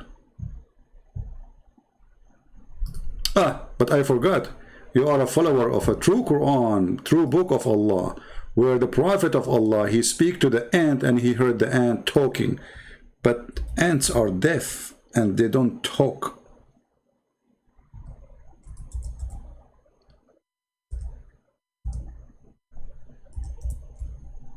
So we answered you about your claim. Can you answer us about our claim? That the ant in the Quran was talking to the other ants and then Sulaiman, he heard the ant. According to science, ants are mute and they are deaf. They communicate by vibration or by chemical. So how the ant she said to the ants?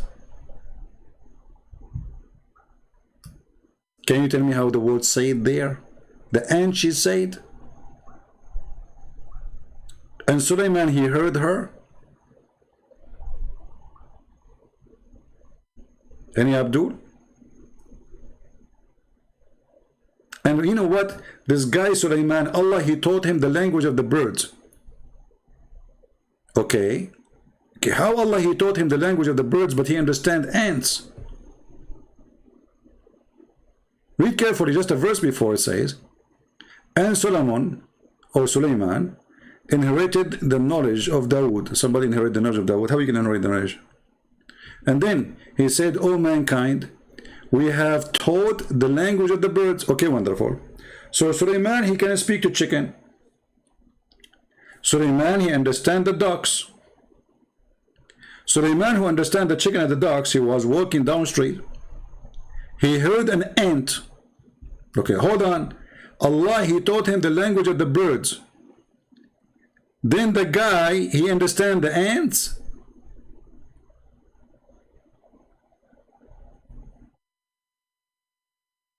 Any Abdul?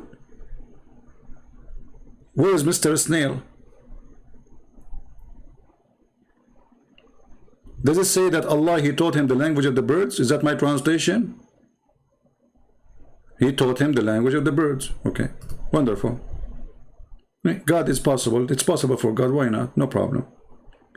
But then the guy, he walked down the street and then he heard the ant. And the ant don't talk. They talk, they communicate for sure. All creatures, they communicate. But they don't talk like us. Because the word here in Arabic, it says, qalat, she said. And you know what is killing me about this? That the ant, what the ant she said? The ant, she said, oh, ants. Look, what the heck? Enter your dwelling, lest Sulaiman and his host will crush you. Question, Abdul, how the ant she knew that his name is Sulaiman? Any Muslim can tell me?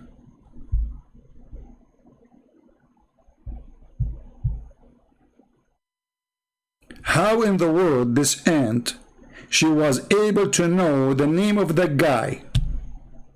Remember, this guy is coming with thousands of soldiers, but she knew that his name, the king, his name is Solomon.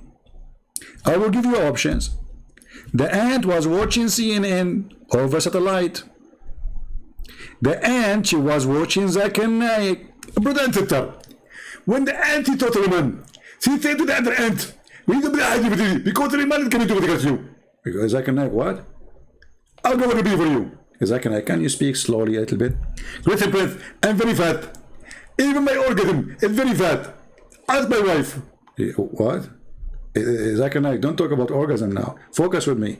How in the world the ant she knew that the name of the king is Solomon? Anybody can help me?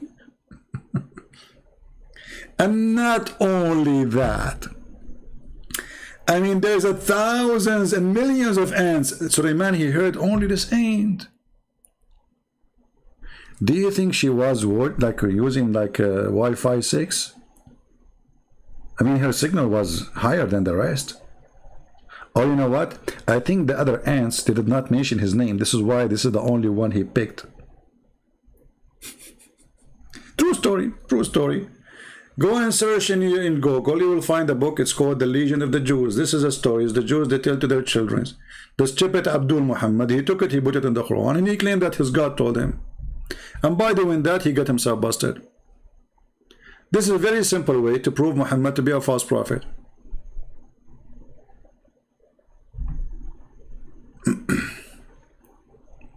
What say you?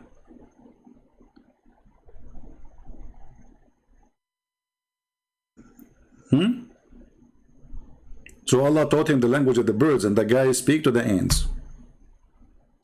And then Sulaiman, he said, thank you, Allah. Thank you, Allah.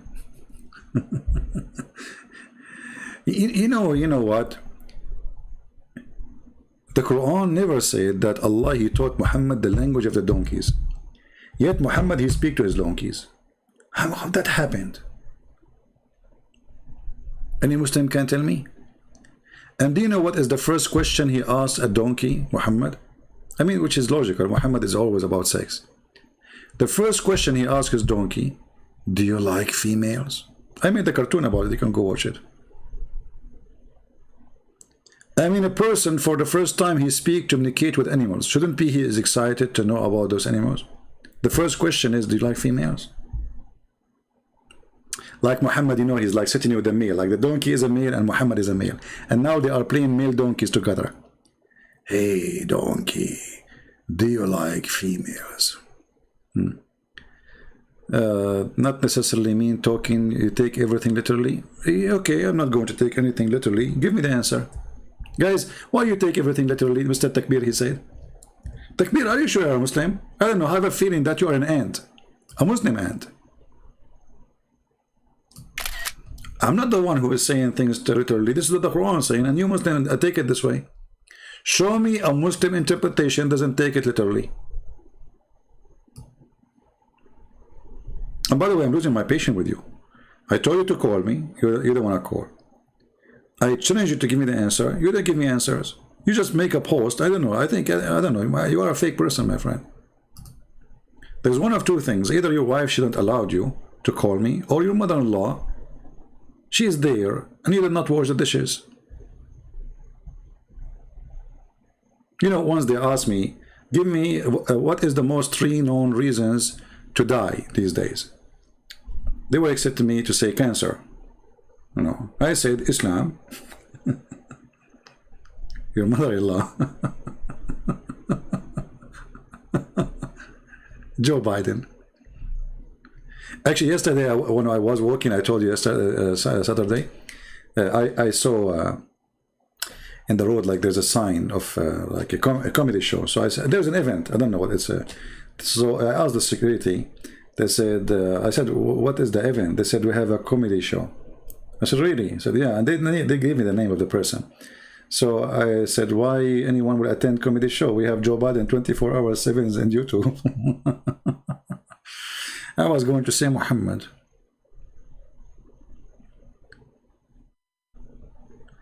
Secondly, Takbir, how in the world you call me my friend, you idiot? Don't you know the Quran says that anyone who take the Christians and the Jews as a friend, he's not a Muslim?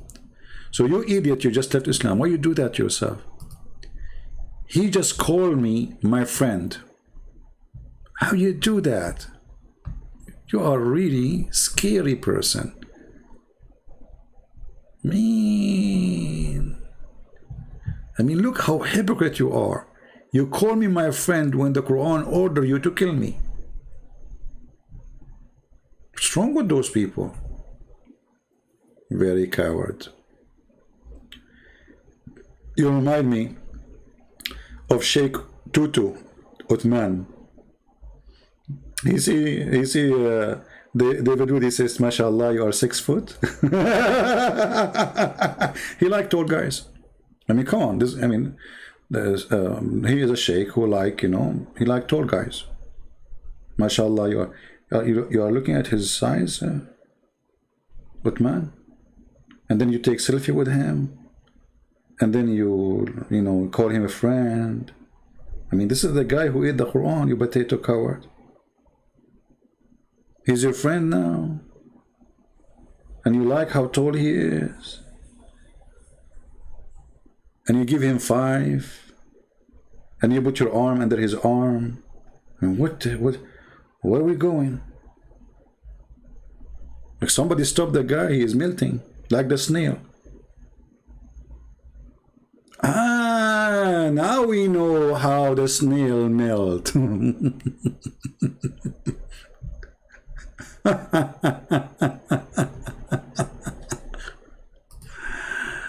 MashaAllah, you are 6 foot tall.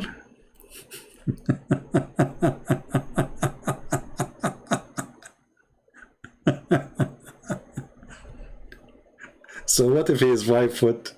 He's not okay?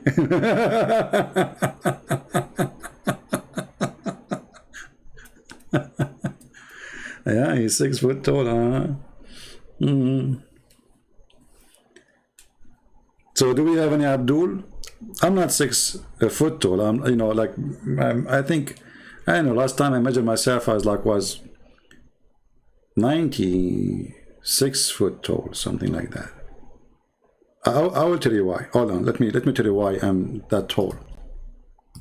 Because I go back to Prophet Adam, peace upon him.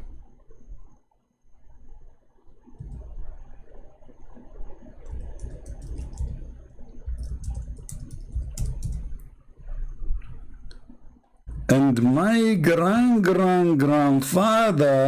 Prophet Adam, was very, very, very tall. I cannot describe for you how tall he is according to Prophet Muhammad. He was 6 floors tall at least. And look, this is one of the graves. By the way, Muslims, they have a grave of Adam in every Muslim country. Look like this Adam was dead everywhere. I think what happened to Adam, he was making suicide build. Big build. Because he's big, And then he exploded. And then his parts scattered around the earth. So there's a grave for him in India. There's a grave for him in Pakistan. There's a grave for him in Bangladesh. There's a grave everywhere. Look what it says here in the description. Grave of Hazrat Adam A.S. I think it's mean his ass or something. Length almost 130 foot, brother. Only? Like, hold on. I mean, seriously, why you are shorting the guy? Grave of Hazrat, this is from the Turkish, this is, the Turkish, they speak Arabic, they say Hadarat, so they say Hazarat. So you see all those fools in Pakistan, Indonesia, they say Hazarat, which is stupid. In Arabic, if you say it, people will die laughing at you. Grave of Hazrat Adam S. Length is almost 130 feet, brother.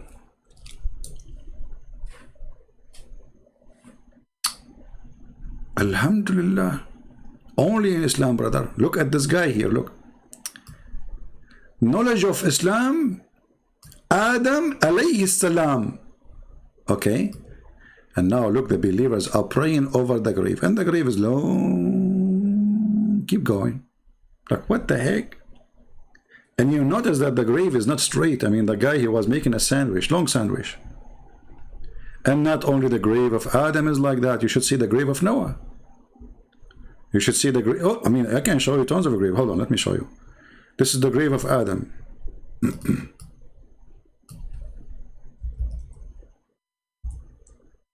Zakir Naik, make a video about it, brother. Look at this, brother. We were talking today about the flood of Noah. Look what happened to Noah. The poor Noah, he looked like a sandwich, which is from like what is called?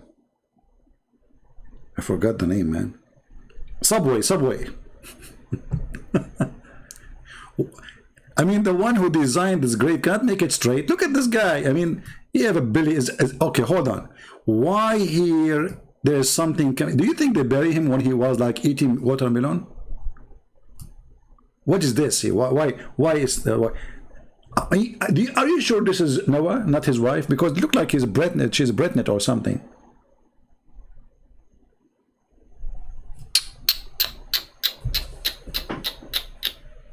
And those graves are all over too. Look like Noah, he died everywhere too.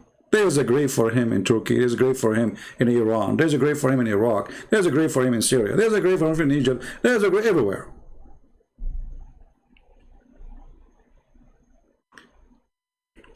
Brother, as long Sheikh Uthman, he likes size. Is Sheikh Uthman wondering what is the size of of his shoes?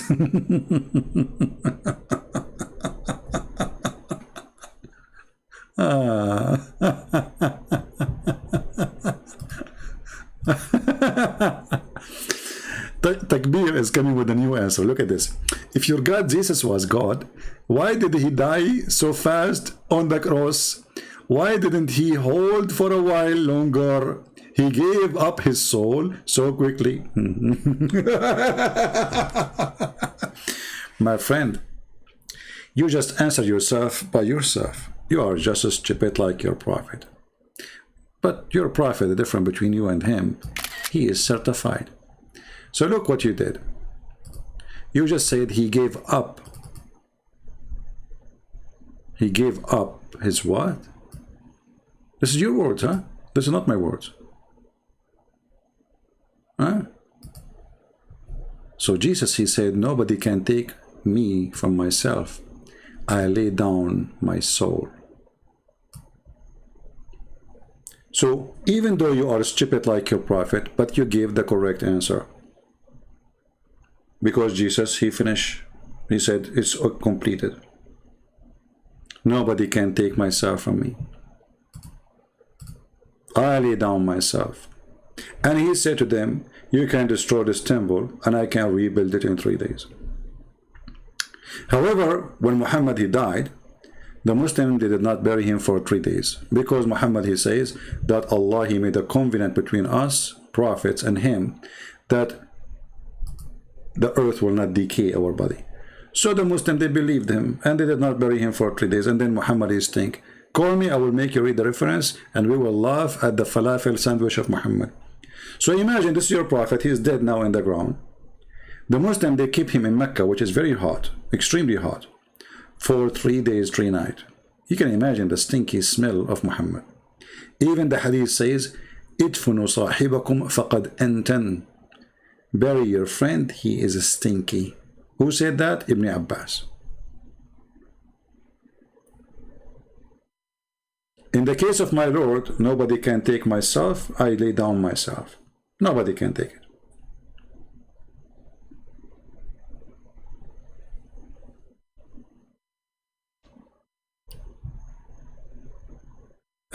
Mr. Jihad, oh sorry Jihad, I did hide your message by mistake.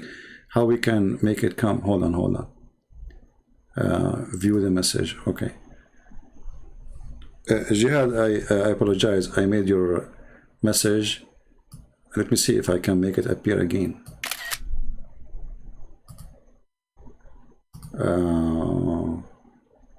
There is no way to put it back, but I made a copy of it anyway. Let us put what Jihad, he said. Thank you, Jihad, for your comment. It's priceless for me. I hope the Muslim will not accuse me now that you are working for me. I mean, you know, the Muslims, anything is embarrassment. They will say, this guy, he is working for Christian Prince and he gave him some hamburger. I don't know if you like my hamburgers, the one I sent to you yesterday. So look, guys, what Mr. Jihad, he said. He's doing jihad in YouTube.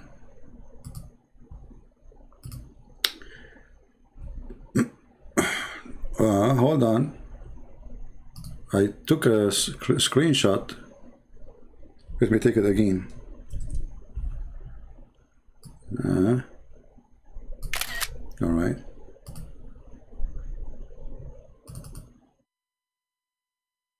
All right, now we have the message. We can put it on the screen. Look what Mr. Jihadi said. You guys are LGBT. We? Okay, we will talk about LGBT now. Just for helping you. Promoting pagans who pour libations and invoke dead spirit.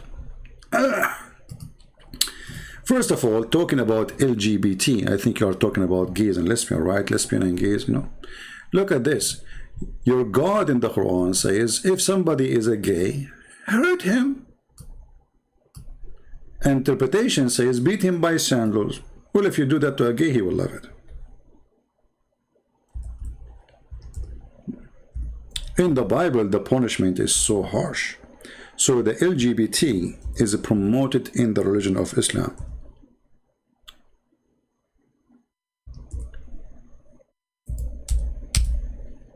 This is your Quran. Can you refute it? And if we go and read the interpretation, we will see that it's speaking that you beat them with sandals. If they repent, you let them go. However, your prophet himself was LGBT, and this is the proof. Your prophet, he used to put eyeliner 3 times a day. He used to wear his wife's clothes. And not only that, he used to like to kiss men, and men kiss him down his belly. And he take off his shirt, and they take off their shirt so they can hug each other. So, what do you think about Muhammad being a member of the LGBT, Mr. Jihad? Are you with me? Is that how prophet of God he act? He poke a man under he's not wearing a t-shirt. The man he says, this is not fair. You are wearing your t-shirt. I'm not. So the prophet he take off his t-shirt, and now both of them are naked, and now they start hugging and touching each other, and then the guy he start kissing the prophet down his belly. Fi kashhihi. And then the guy, he said, this is what I want, don't stop. Are you there, Mr. LGBT? I'm not going to explain to you what don't stop mean. Right? Same time, let us go to different hadith. When the Muslim, they came and they complained to the Caliphate, Uthman, about a homosexual, he is leading them in the prayer. He was what? He was the Imam.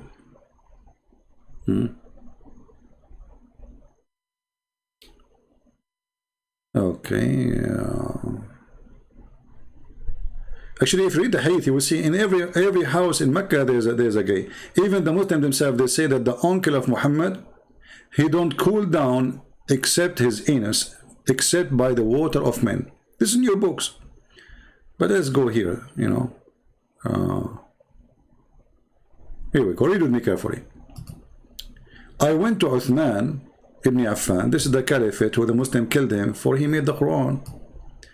And they took off his beard when he was alive, one by one.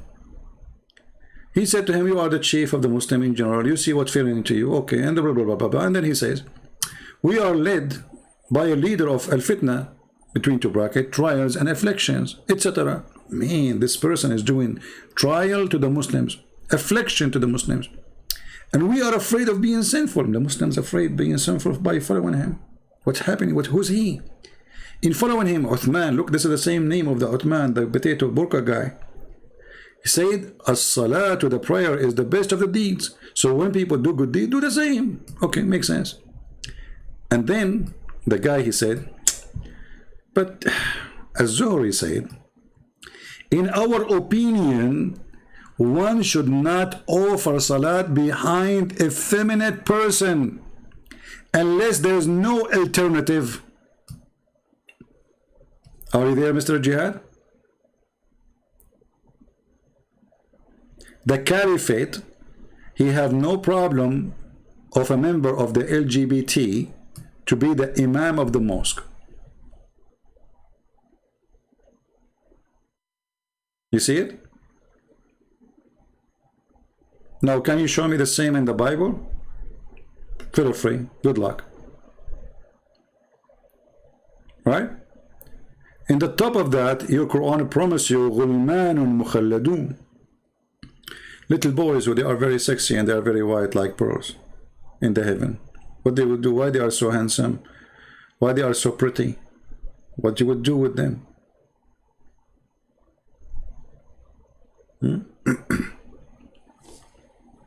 And by the way, here you see the Islamic, this is exactly the Islamic teaching. This person, look how hypocrite he is. He is going to the caliphate saying, complain that this gay is tempting them. They are getting tempted by the ass of a gay. Well, how you can be tempted by the ass of a man unless you are the gay too?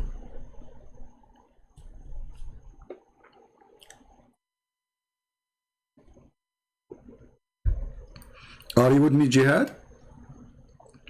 Why this person saying we are going to be tempted?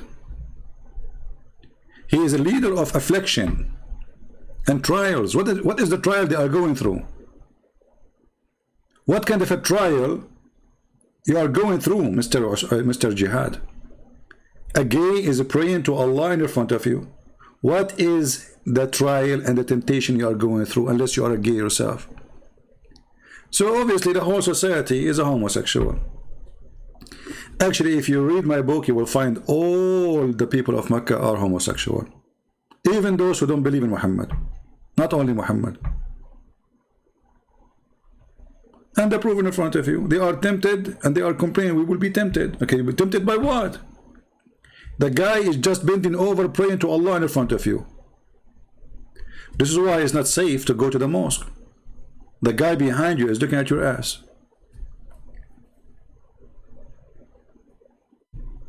Trial. What is the trial? You are a man and he is a man. What is the trial coming from?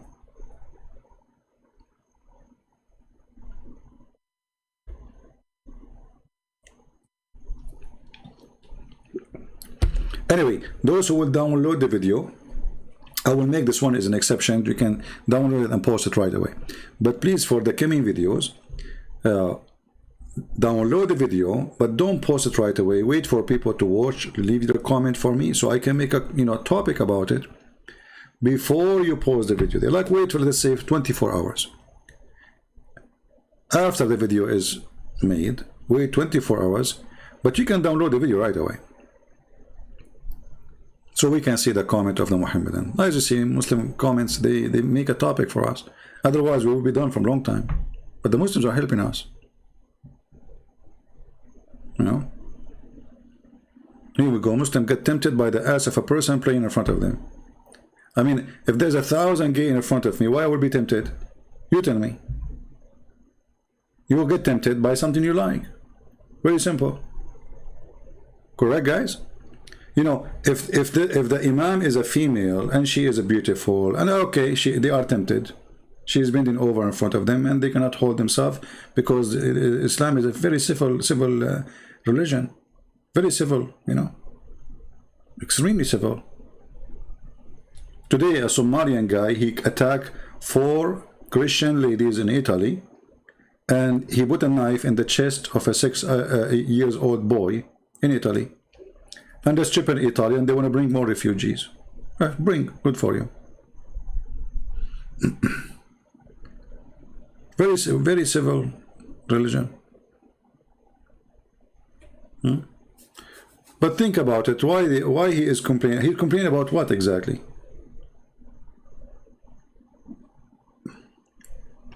You know, Muslim men, they should not. Muhammad, he told them that you should not wear certain clothes. Like you should not show your knee. Why? Because it's a awra. Okay. What will happen if he show above his knee? They will be tempted. So how come Muhammad he show his thigh? How come Muhammad he show himself naked?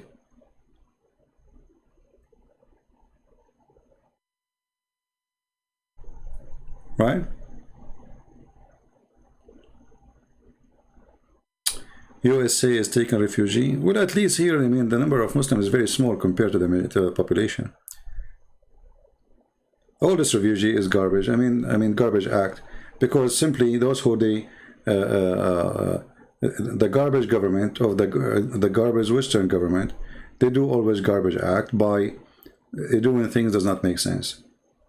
Here we go. People who did not run away from Afghanistan. Did the Taliban kill them? No. They hired them. All the army of Afghanistan, who used to be the army trained by USA, is now getting salary from Taliban. So everything was a lie. They switch because they don't have really those people. Whoever paid them, they will go his side, and they took the side of the American because they pay them. Give them salary, they will switch.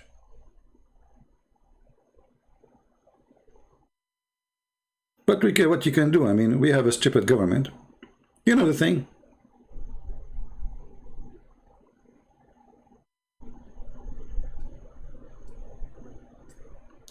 Make a video on Qur'an 3:61 just was 7.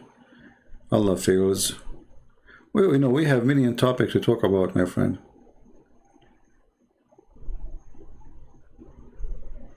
All right. Do we have any question?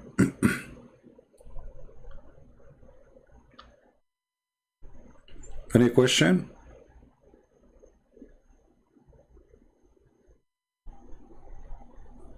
Yeah, actually, Afghanistan does not deserve our protection, and they don't deserve our, you know, everything we did to them. They did not fight.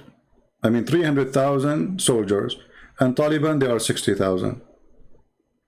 Why this happened? Because nobody fight. They don't care. Right? So what are you talking about? Obviously, if they want to, you see, this is the proof that they will not be killed, and they knew that. Otherwise, they will fight. If a person, he knew that those Taliban will kill him, he will never give up his weapon, and he will never, you know, let them take over. But anyway, this is a joke.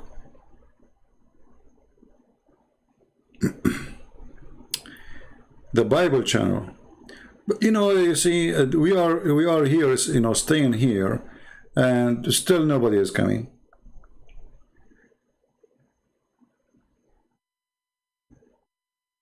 Honestly, if it's not, I will feel guilty not to serve the Lord.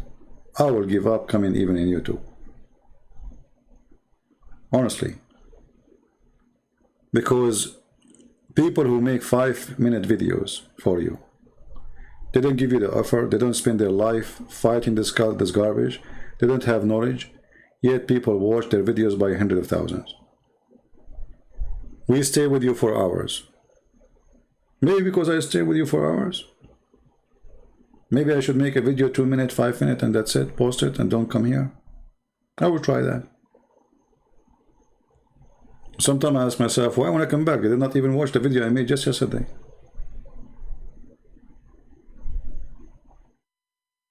No, you are not here. You see, I mean, 754 people. This is nothing. We should have here 7,000 at least.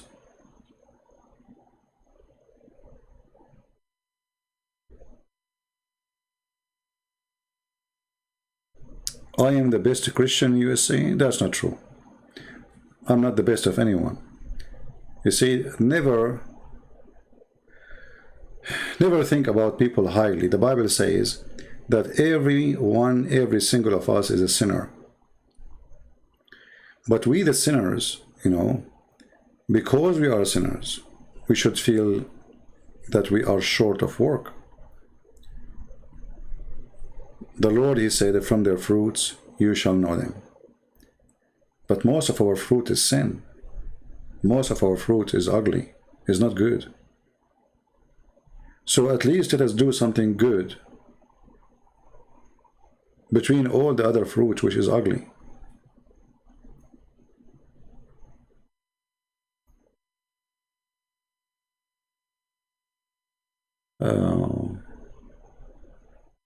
Someone saying Santa Claus is fake. Who told you that he is fake? That's not true. That is one of the, you know, things copy paste people they post around. Santa Claus is a real person, and he was a good man. He's not fake. Who told you that? Where do you get this from? He's fake. Think before you say things. Think. Don't be silly. He was a wonderful man who spent his life. Whatever money he make, he tried to make children happy. So don't say Santa Claus is fake. He's not.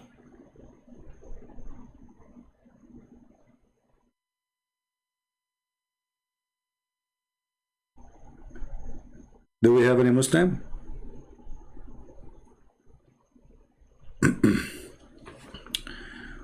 What do you think about female circumcision in Islam?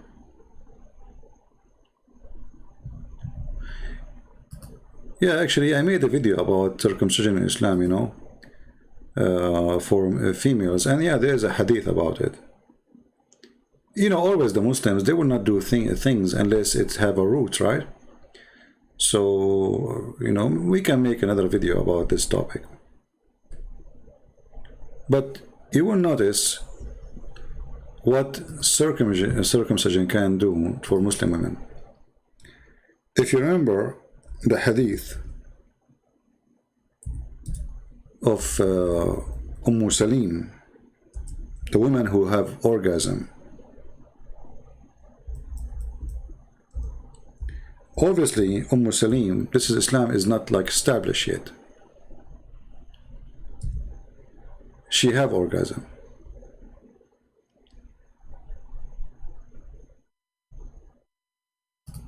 The wife of Muhammad, she never had one. Obviously she is circumcised. Muhammad, he circumcised his wives. And by the way, Muhammad himself, he never been circumcised.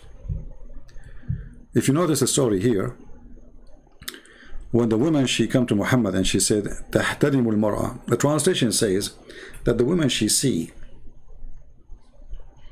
you know, she see a dream, you know, supposedly a dream. She have a discharge. She is touching herself, whatever. All right. Salama, the wife of Muhammad, she said, she smiled. Does the woman discharge? That is saying you what circumcision done to Muslim women. They never have orgasm. And this is Muhammad himself. You see here there is only one of two explanation. Muhammad, he do not know how to have sex. He cannot have sex. Or his wife was circumcised. Choose one. Because how Muhammad, he have the power of effing of 40 men, yet his wife, she never have orgasm. So what he was doing?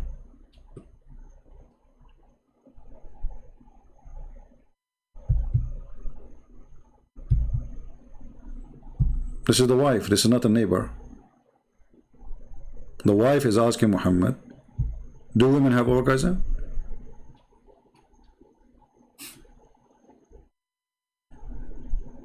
This woman, she never have it. She is the wife of Muhammad. What is your perspective to present okay. By the way, soon I'm going to switch my software and I'm going to pay for a new software. The software I'm using right now, I bought like the package for $500 something, but it's not really. I bought a new computer, so soon I'm going to start to use the new computer, and that software will not work because it's disconnected, it's outdated.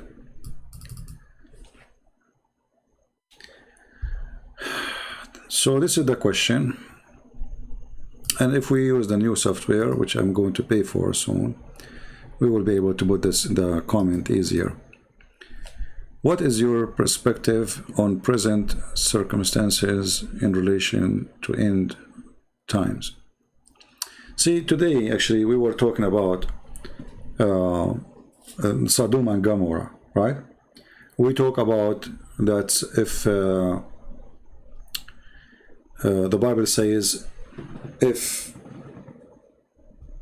Noah and Daniel and Jacob, they were exist today, they cannot save those people. They will save only themselves by their righteousness. So I say that based on what the Bible says, the judgment day have a long way to go yet. Why? Because the Lord will not bring the day unless there's no righteous people. However, the Lord himself, he says, while people, they were drinking and and eating, and drinking and giving birth, the flood came. This is how the Lord day will come. So it's a day where nobody expected. So anyone who says to you, I think is going to be soon, I think is going to be next month, I think this is just a person he have time to kill. I don't want to say he's not a Christian, but I will say this is a false assumption. We should not go there, because only the Lord he knew. And only the Father will announce it. You know? So I say, don't waste yourself and your time. Anyone use the F word, we will block you. Anyone use bad language in the chat, we will block you. All right? Watch your language. Don't listen to anyone who speak about Judgment Day as a date. Listen to those who says to you, Judgment Day is coming. No problem.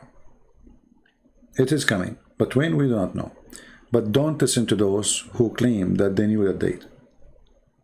Actually, if I make now a video about Iran attack Israel, Judgment Day is coming, you will see how many thousand will watch it. Maybe millions. And there's tons of those videos on YouTube. And you will notice anything happen in this earth, they are right away connected to Judgment Day.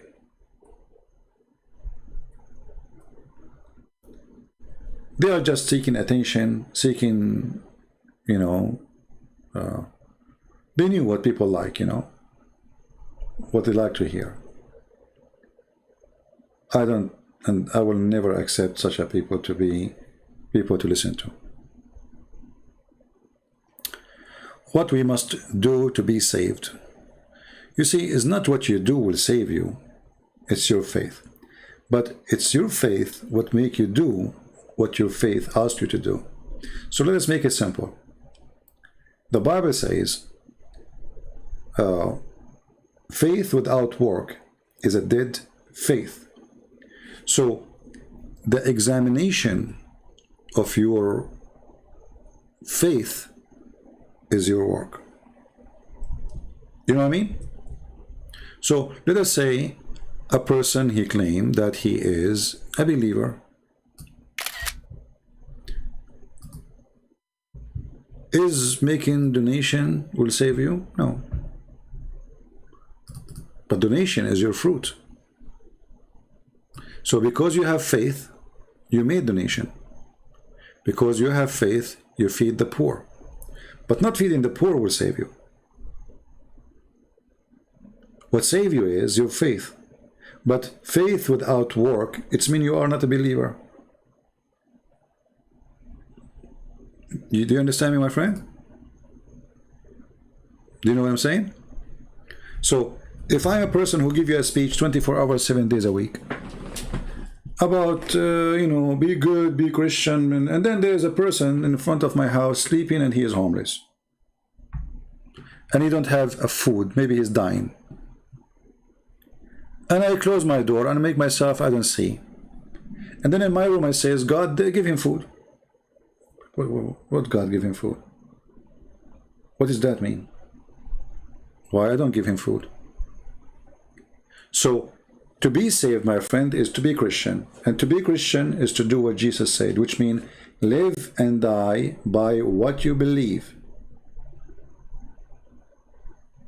You have to live by it. Not to live with it. Which means like you put a cross on your neck and you say, I'm a Christian. That does not make you Christian.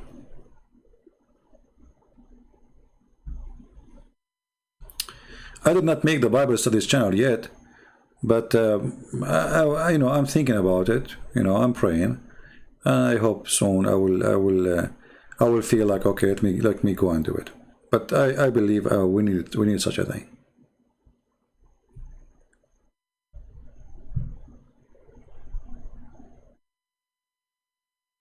Yeah, this is what I don't like about using my name in a channel.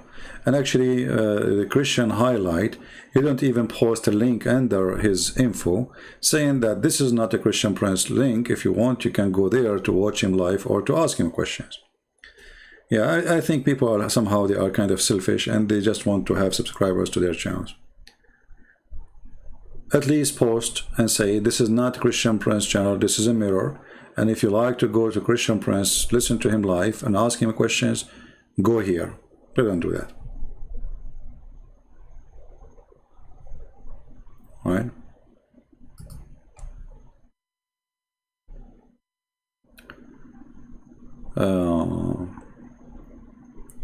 So yeah, to be safe, my friend, I think you know the answer more than me. To be safe is to be Christian. And to be Christian is to be truthful with yourself. And to be truthful is, you know, the tree who don't give a fruit will be cut off and be thrown into the hellfire. The Lord, he says, from their fruit you shall know them. So Christianity is based on faith, but true faith is faith with the fruits. Faith without fruits is a fake faith. So if you are a faithful person, like imagine you say to your wife, I'm faithful for you, and then you go cheat. See how faithful you are? You convince yourself that you are a husband. You convince yourself that you are decent. You convince yourself that you are a good man. Then, after convincing yourself all those things, the first time or the first chance you get a woman, she is more maybe good looking than your wife, you go and you sleep with her. So where is the decency in you?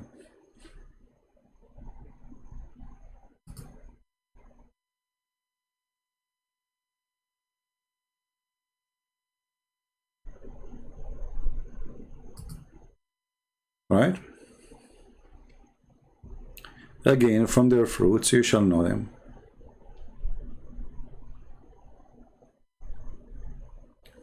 Any other question?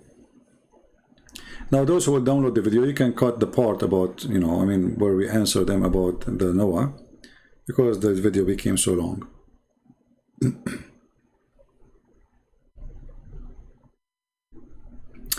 Christian Raphael saying, okay, let's see what Christian Raphael is saying.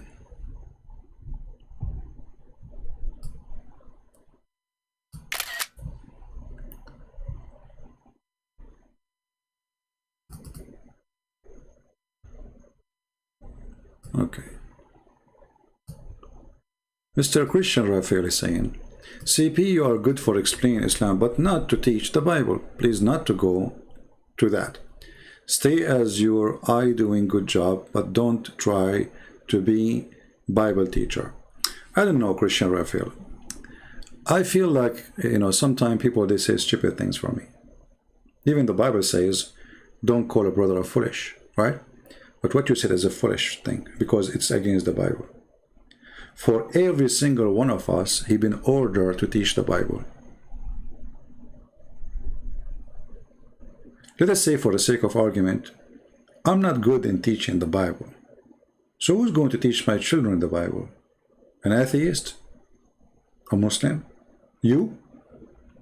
So sometimes I find that satanic people, they claim to be righteous, and they try to stop us from preaching the gospel. Can you find me one thing I said about teaching the Bible was wrong? In front of everybody. Here we go. Your comment is coming in the chat. I will post it on the screen, and you are welcome. Is that fair, guys? Because either what you are saying is something so stupid and make you a false Christian, or what you are saying is true.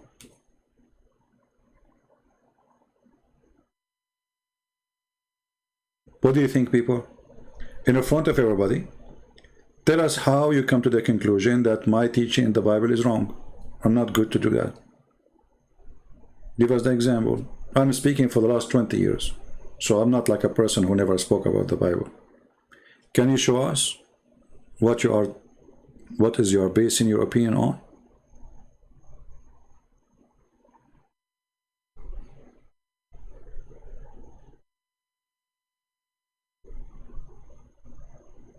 I'm waiting for you.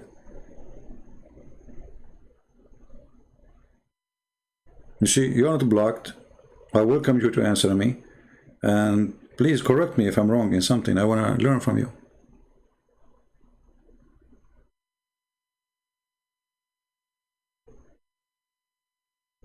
What happened?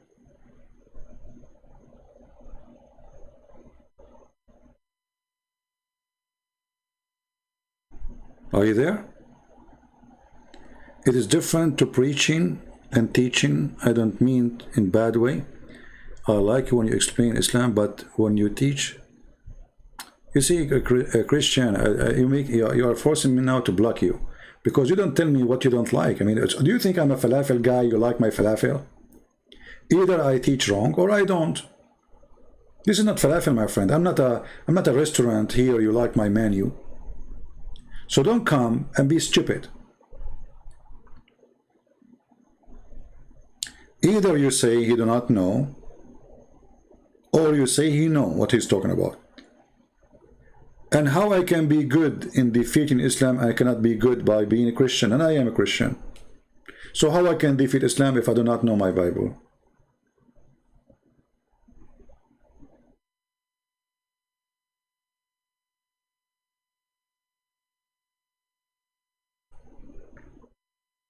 Don't you think that as someone he says, call me, I challenged him. Don't you think this is a big challenge? Can you do the same? Can your priest, the one in your church, can do the same? To open like life and say, who wanna dare to call me? Call me, just say whatever you want to me. I don't know even what the question will be. So in order to be ready for such a challenge, big challenge, you have to know.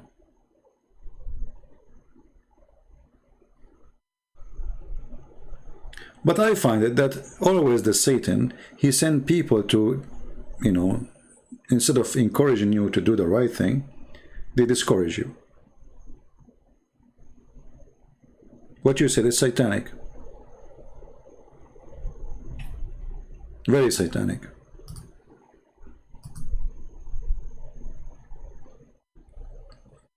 Anyone who is a Christian, true Christian, should be happy that there is someone he can explain to the Christians so they will not be defeated by their mind and their heart and their faith, the truth.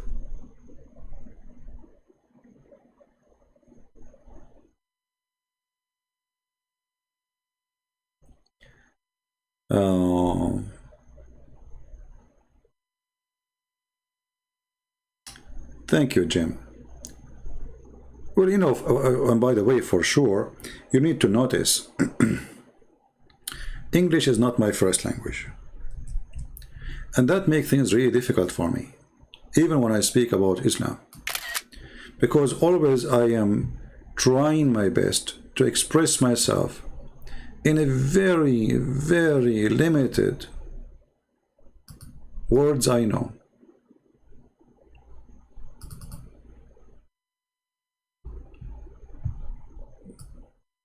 When you speak about the Bible is extremely deep, beautiful meaning. So it's going to be very difficult for me to express what I want to say in a language I am so limited with it. I'm sure Jim, he can do better than me because he speaks perfect English and he studied the Bible for long. But better than me because he speaks the language, maybe, not because he knows more than me, or maybe he knows more than I don't know. But the language is very important.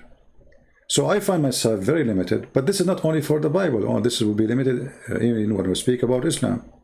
You will see a Muslim making fun of me for saying words wrongly. Humiliated, but the Christian prince say the word humiliated, you know. So they make fun of you, you know, like for saying words. But that does not really stop me from doing what is right. And with all the limitation of the language I have, I was able to write many books. I was able to make thousands of Muslims accept Christ. Imagine, I don't know. I mean, I'm not a good Bible teacher according to you, Christian, but I was able to make, thank God, by His support, I was able to make those Muslims accept Jesus. How that can work? So where is the scholars who know the Bible? They can do better than me? How many Muslims they accept Christianity by their explanation?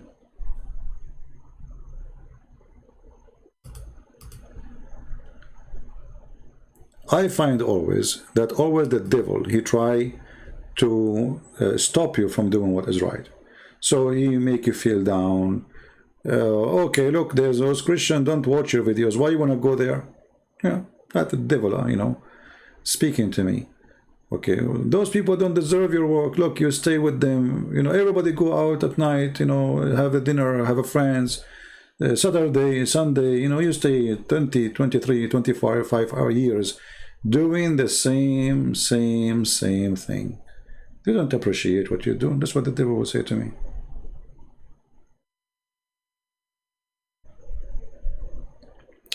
But a person who is a true believer, he should say to himself, look, this guy is an immigrant. He came to this country. He did not know the difference between the word gay and guys. The first time I entered a chat room, I said to them, hello, guys. But in typing, the first time ever I entered a chat room, this is what I said.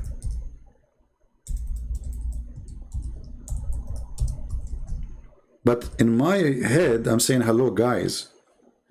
But in the chat, I said hello, gays. They start cursing me and they bounce me. I went to the second chat room. And again, I said, hello, guys.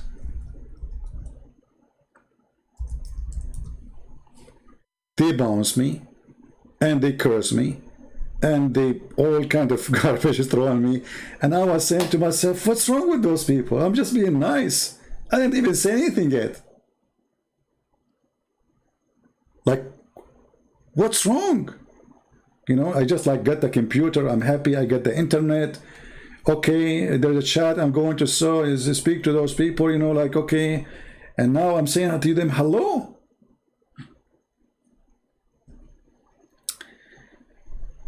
So imagine a person who do not know the spelling, or let's say, you know, how to write it down. Such a simple word. Then this person is going to turn to be a person who will have an impact in the life of millions around the world. Can you even imagine it? First time I bought a computer, I know nothing about computers. I turn it on, and then I hit the switch again, it's not turning off. Like, what the heck? This sold me bad computer. I push the button again, it's not turning off. Like, what? Why is it not coming off? 3 months after, I designed a website. 3 months after. And it was about Islam.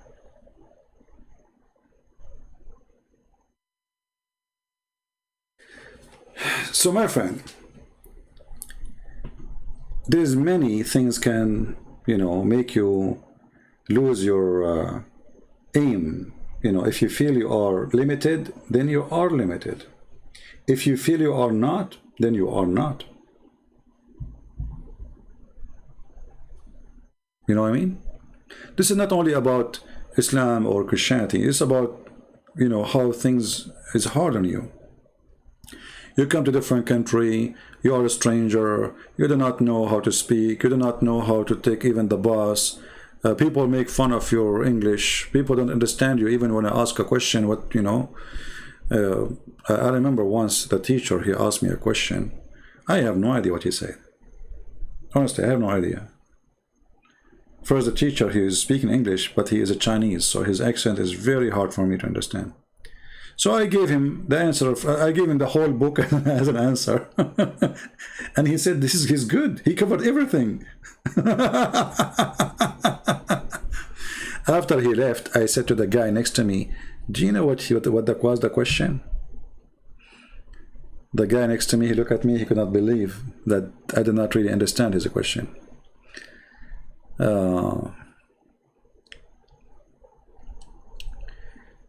Thank you, Nintan. Thank you, my friend. Yeah. So, you know, life is full of this appointing things.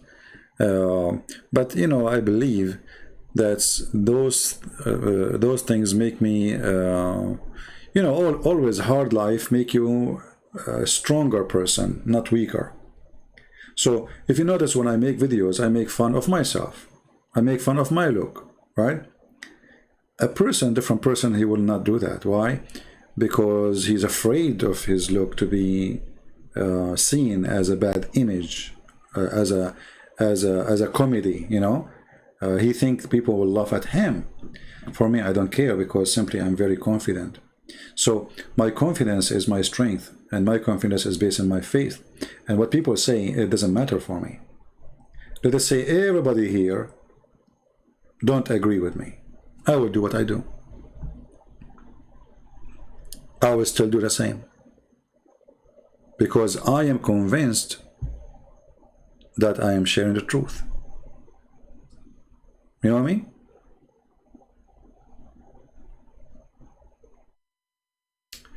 CP, I just wanted to know if Muhammad was granted heaven. Well, yes and no. According to the Qur'an, Muhammad was granted a fountain in the heaven. If you remember, when a person, he said to Muhammad that your penis is cut off, Muhammad, he got 3 verses and he made them a chapter, which is very funny. And the chapter says that Allah, he grant him a fountain. It's called Al-Kawthar. This is the name of the chapter. Chapter 108. However, in the hadith, Muhammad, he said, when they asked him about what is going to save us, is our deed will save us? He said, none of you. They said to him, not even you? He said, not even I, unless Allah, he warmed me with his mercy.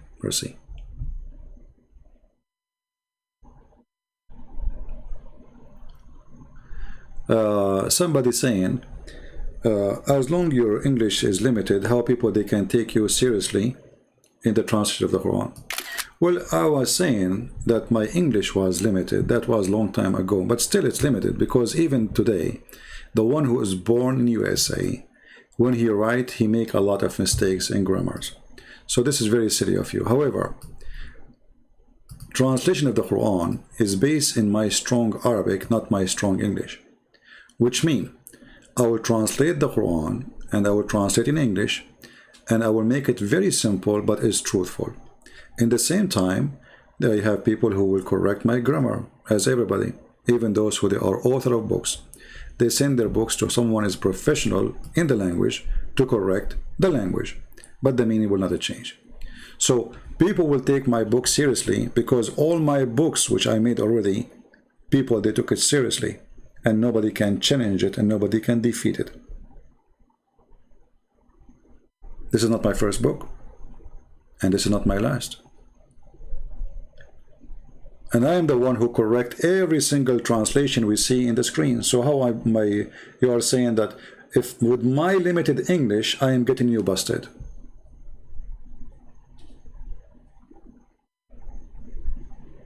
With my limited English, I'm getting you busted in every translation. In front of everybody, Karamba, I challenge you to say there is a translator who translated the Quran, he is good. A Muslim. Is that fair, guys? I challenge you in front of everybody to accept a translation to the Quran. You will see that this coward, he will not say I accept any. Why? Because he will say to you, oh, they have a lot of mistakes. So I am ready for the Muslim saying the translation of Christian Prince is not good. He himself, he says his English is limited. Yeah, my English is limited, but still with the words I know is enough to find the correct word to use to translate.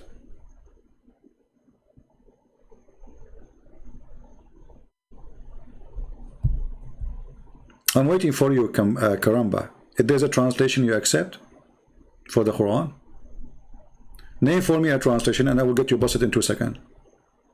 Choose anyone. Look, this website here, look how many translations in English there is.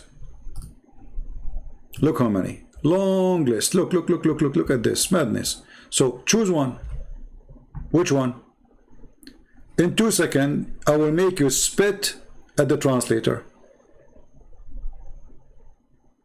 By the way, do you know that Yusuf Ali translation is banned in Pakistan?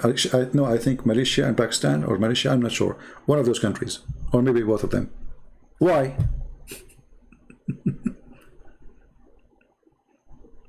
You Muslim ban a Muslim translation, a Muslim Sunni translation.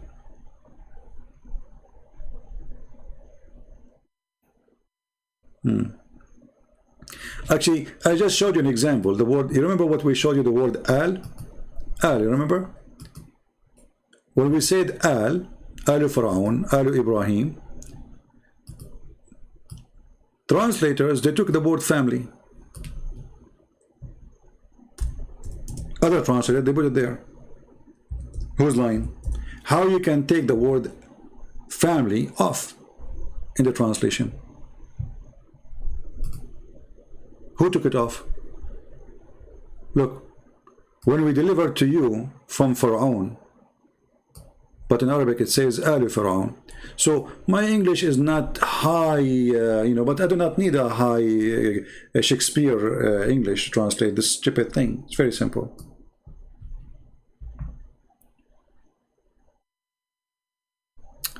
Why Jesus asked who touches his clothes? Well, you know, it's not Jesus asking who touched my clothes. You know, sometimes people, they take things literally. But Jesus, he felt, that's what the Bible says, and we're talking about the words, that someone touched, and there's an energy taken from him. The story there actually is showing you that there's a person believe that by touching the clothes of Jesus is going to be healed, and that person was healed. So Jesus wanted to show them an example of his power. Who is the one who touched my clothes? So he can confirm what happened, and those people who they are there to witness. Remember, miracles are happening for the sake of people to believe and to witness. God is not doing a show. This is not a show time. So when Jesus, he do miracle, he is not doing show. He is proving who he is. So even if you touch him, touch his clothes, he is knowing of what you did. In the same time, he is able to confirm that by faith, even my clothes can heal you. Which means it's not really the clothes he's wearing, it is the faith in your heart that if you touch the clothes of Jesus will heal you. That faith in Jesus brought healing to you. This is why Jesus said, your faith healed you. Your faith. And Jesus always keep repeating, saying, your faith saved you. Your faith healed you.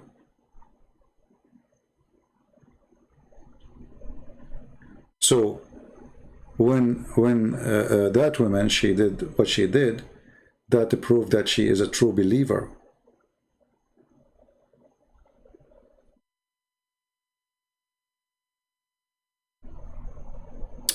Thank you, Gaidon. Thank you. You know, actually, we need always to listen to the Bible differently from, let us say, some kind of a tradition. You know, all books, actually, when we read, we should not read it just words. We should go and live with the words, especially if those words mean something to us. So, you know, if we go to the Bible right now and we choose any chapter, you know, it doesn't matter really where. you will find that everything in the Bible is about you. You know, you have to take the Bible to a different level. Not only it is about God, this Bible is about you. So, as an example, if you go to John chapter 1. See, John is an amazing person, and he have a very high level of education. He have a high level of standard of talking, and for sure he's inspired by God. In the beginning it was the Word. Now somebody he speak about philosophy, he will say the word there is logos, and logos mean etc, etc. But let us take it in a simple way. You will notice that in the beginning was the Word. The beginning of what? You see, I said every verse is about you. Jesus said that Sabbath was made for the man, not the man was made for the Sabbath. The beginning of us with the Lord, you are there. This is about you. In the beginning it was the Word, which means your Maker, who is God, who is the Word, who is Jesus. He is your Maker, and this is your beginning. So from the start, God have a plan for us. From the start, we have a beginning with the Lord. From the start, he loves us. Otherwise, why he will make us? God, he did not make us to create us to go to hell. For God, he loved the world. He sent his only begotten Son. So from the beginning, there's love of the Lord. From the beginning, you are with the Lord. I'm not talking about as a person, because some people says, are you saying we are created from a long time? I'm not saying that. I'm saying from the beginning that you, as a person, in the plan of God, he loves you, he wants to save you, and he created you to share his kingdom, to be his children. This is why we as Christians, we are different from Muslims. When we pray to God, we don't consider ourselves as slaves, even though we are not even equal to slaves. I mean, who are we? Yet the Lord, he taught us, when you pray, you say, our Father. So in Christianity, with Jesus, with the Lord, with the Word, we are children of the King of Kings. We are children of the Lord of Lords. We are children of the one who is the Maker. So with Christ, which is the talking, walking, living Word of God, we are children of God. We have a rank nobody had before. We are not the same as any other belief. So you can read the sentence in a very simple way. It says, oh, it's telling us how everything started, how the beginning was the Word, which means the will of God, in the mind of God, or the thought of God about be and let be. Let be light. Let be light, and light was. The will of God created everything. But here this is about the Lord himself. Because if you go to verse number 14, it says,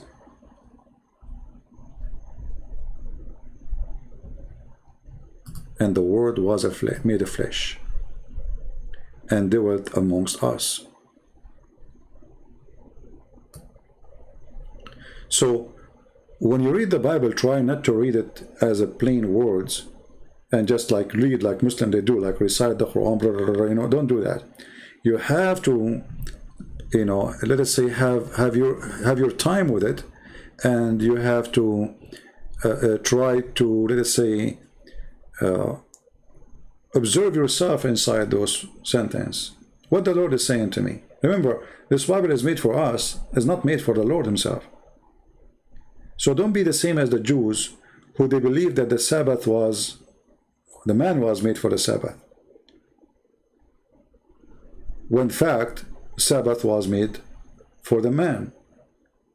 And the Bible is made for the man, so the man, he knew the Father. So when you start reading the Bible, you should know right away that this is the Lord himself presenting himself to me, so I will know him. This is not about a book is giving me orders. This is not about a book is telling me that I'm bad. This is not really the purpose. The purpose that God, he wants you to know about him, and then by knowing him, you know what is bad and what is good. The story of Adam and Eve, it is not about an apple which Adam he ate. God don't care for an apple, but God cared for disobedience. So a person who is silly, he will take it as about the apple. But a person who thinks deeply about the amazing wisdom of God, he will say, this is not about a tree. This is not about an apple. This is about how a human being refused to obey his creator in a very simple thing. He gave him the whole heaven. He said, listen, all of this is yours. Go everywhere. Do whatever you want. Just don't do this. Even that simple thing he could not maintain. And that is you and me. So always try, when you read the gospel, this is not a book to recite. This is the book to live. This is the book to observe. This is the book to live inside it and to live inside you. This is why when John, he mentioned what God inspired him to say, that in the beginning it was the Word, and the Word was God, and the Word was God. He is telling you that we as a Christians, when we have the Word of God, we have God with us. That is the Messiah. For he is the walking, talking, living Word of God. God always do miracles. But in this case here, this is God himself. He is the miracle. The first miracle is God. The first miracle is God. Always remember that. You see, God, he did miracles, right? But the first miracle is God himself. And maybe this is the first chapter we will start with if we start the Bible channel to talk about. But as you see, you know, for me, I will take a lot of time to explain this, because I don't want just a person explain. You do not need an explanation as much as, let us say, we need to be more deep. You will notice that the Bible is way different from the silly, stupid Qur'an. You read the Qur'an, you don't understand. I mean, what's the purpose of this? What is the purpose of Sulaiman? He spoke to the ant, and the ant, she said to Sulaiman. I mean, what is this?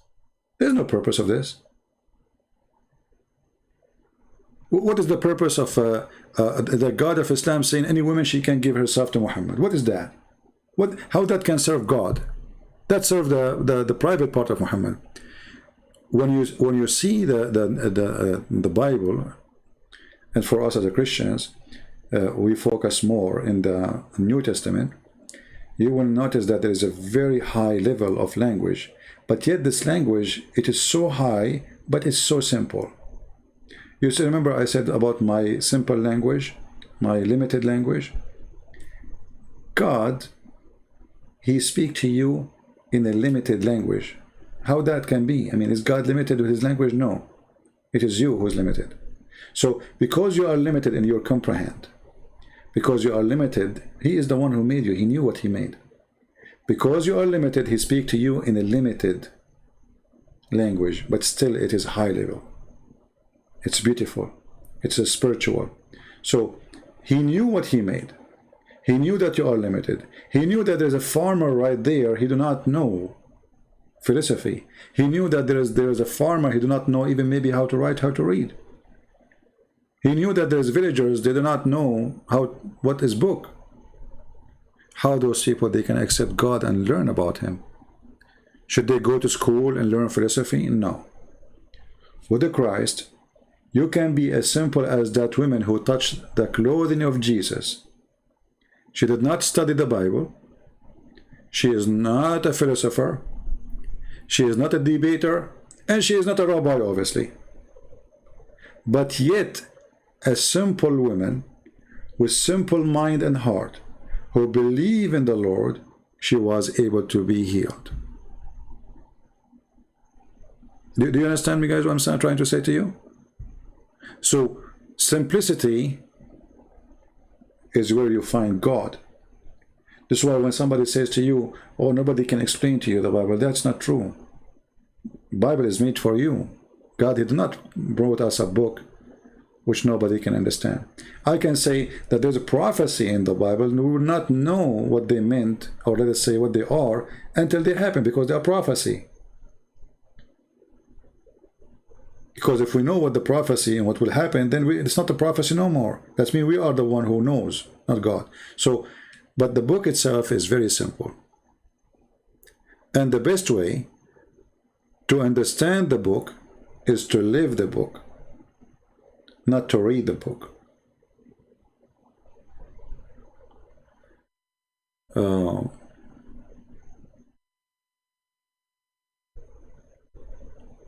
Any question? So, you know, if we start, God is willing, if we start in the Bible study, we will start maybe from the book of John. And you notice that, as an example, Jehovah's Witnesses, here they add the word A, or the letter A God. By doing that, obviously, they are satanic, you know, they are trying to corrupt the Bible, but they cannot do that. You know, just one letter will change everything, just one letter, A God, which means there's many gods. And the second you ask Jehovah's Witnesses, okay, A God, that means there's many gods. Who is those gods? They will go confused. They do not know what to say. How to cure depression?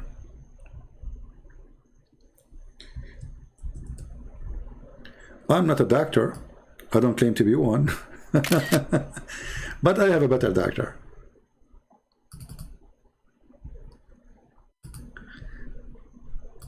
How to cure? You see, do you remember I just said that every verse in the Bible is about you and about me? So if you are a person who is suffering from depression, you will find that there is a healing in the Bible for depression. There's tons of verses. They can really conquer your depression. Because the disciple of Christ and Christ himself, they went through a lot of pain. But that still could not make them depressed, did not make them go down. Imagine there's a time where people, they are arrested and they throw them to the beast, and they say to them, before we throw you to the tiger or the lion, if you deny Jesus, we'll let you go. Just deny him. We will not feed you to the lion. I mean, how simple it is. Why you are bringing all this depression to your life? Why you are putting all this pain on you? Just deny Jesus. Just deny Jesus, they will let you go. They did not. So you can conquer depression, my friend, by faith. Faith will give you strength. For them, the one who is giving you to the beast, they think they are killing you. For a person who has faith, he's going to live. This is not the end. So a person who is suffering from depression is someone he thinks he is at the end.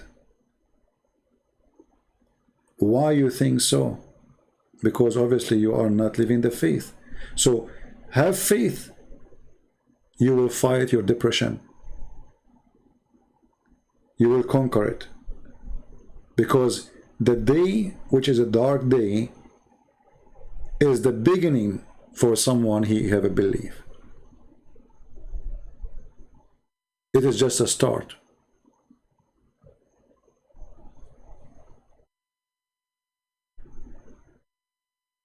I can tell you a lot of stories happened to me in my life. I went through a lot of crazy stuff. And each time things goes to the, let us say, to the zero. Like almost that's it. There's no hope no more. I never lost hope, and good things happen.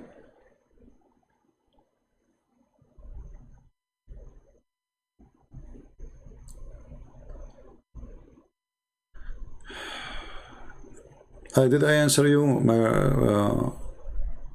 the tribal chief? I believe with faith, you will not go into depression. You have to strengthen your faith.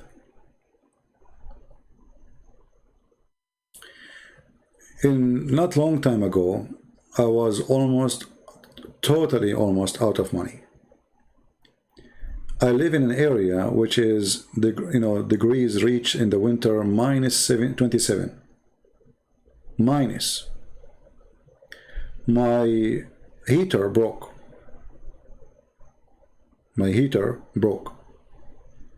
The gas line is damaged. I have to pay thousands of dollars to change it. I spent the whole winter without heater. I go live and my fingers and my body is shaking. My fingers, the tips of them turn blue. There's old videos, maybe you can watch them. You will hear my voice like there's something strange. I never even complain. I never said to people who they are around, guys, I don't have a heater. I never. So imagine how bad it is, and you are a stranger, you are in a land where nobody knows you. You don't have family, you don't have anything. How depressed a person will be.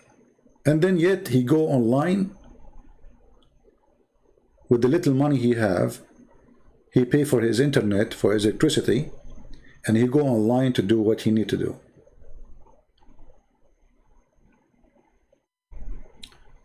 I should be very depressed, very angry, very upset.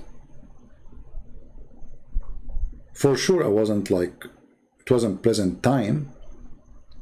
It wasn't a good time as that winter, but it was a very successful winter. A lot of Muslims left Islam, and I was so happy. So why I did not say to myself, why the Lord He is doing this to me? I mean, can't the Lord keep my gas line working? I mean, I have little money to pay for the bill, but I cannot afford to pay to fix it. So when your faith is down, you go down with it. I did not blame the Lord for what happened to me. I know that those things happened. This has nothing to do with the Lord. And I believe in the same time that the Lord will open doors. And doors open.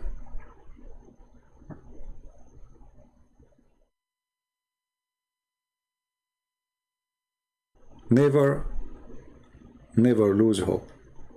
And never give up. And if you search verses in the Bible about giving up, you will notice there's tons of them. So my friend, I say to you, don't surrender. You see, the Muslims, they say Islam means surrender, right? Don't surrender. The second you surrender to the devil, you are in the depression. You lost your faith in yourself, you lost your faith in your Lord, and you lost your hope. Never ever surrender. Even when things go bad.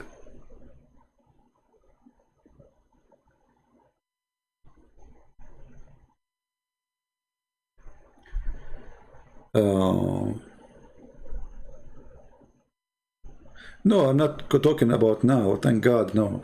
But I'm saying this was, years ago. And you see, I share things. Maybe some people don't like to share, but for me, I mean, so what if I don't have money? Does that make me bad? Does that make me not good? I don't have money, still I did not steal. I did not kill. I did not complain. I did not curse. I did not, I was doing the same exactly I'm doing now. At that time, I was not, I don't have my books for sales, and people don't help with donation, etc. So I have nothing, except I keep doing what I'm doing.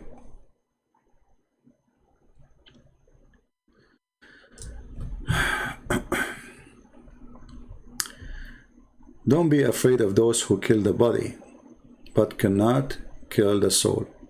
Exactly, depression can kill your soul. Depression can, can cause you to go and do suicide. Depression can be very dangerous. So, and actually not only that, if you see somebody is suffering from depression, we should help that person. Don't let him alone, Do your best. It's like, somebody is drowning. Okay, he do not know how to swim. Can't you give him a hand? So for us as a Christian too, it's our duty to save somebody from depression. Why did you join the military? Why not? Why not? Read the Old Testament, read the New Testament, you will see that we have military always. And the Lord himself, he says, the one who don't have a sword, go and buy one. For me, since I was a kid, you know, I never like to hurt people, but I don't like unjust. So for me, joining a just force is like a holy act. Why? You know, if you ask me, do you think you can join the police? Well, if the police is good police, I would join the police. Yeah, police protect people. Why not? This is a good job. Why not? What's wrong with joining the army? Actually, I encourage all of you, if you have a children, let your child join the army, so he will be tough. He will learn many things. He will learn discipline. He will learn how to be tough. He will learn how to, you know, to handle things. But be careful always. Don't send your children unless they are ready. They are armed with the gospel. So you have a chance from the time he is a child until he is 18, 19 to arm him with faith. Don't just send them and throw them in the field, because they go and they will meet all kind of people and then they can be deceived. Somebody saying police are criminals. I don't agree with you. No, that's not true. There's a criminals between the police, yeah, but the police are criminals? That's absolutely not true. And you yourself, if something happened to you now, you will call the police. Why you call them then? If something happened to you, you will call the police. So if they are a criminal, why you call them? You know, sometimes we have a double standard about what, why you did not join the police. I don't want to talk about myself, but maybe I was. Who knows? But I can confirm to you one thing. Since I was a kid, I like to have arms. You know, this is a hobby. Since I was a kid, I have guns. CP, don't you do a job? I have the best job ever in the world. Affecting the life of millions. What is better than this one? You see, everyone here have a job to make a salary, right? I have a job to change the heart and the mind of millions of people. Can you find better job than this? If we go right now and watch an Indonesian channel as an example, you will find that millions of Indonesians I never met, I never saw, I never heard of them. They are watching my teaching. Is there a better job than this?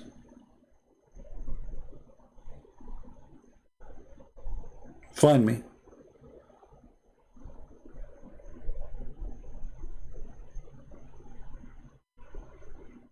Right?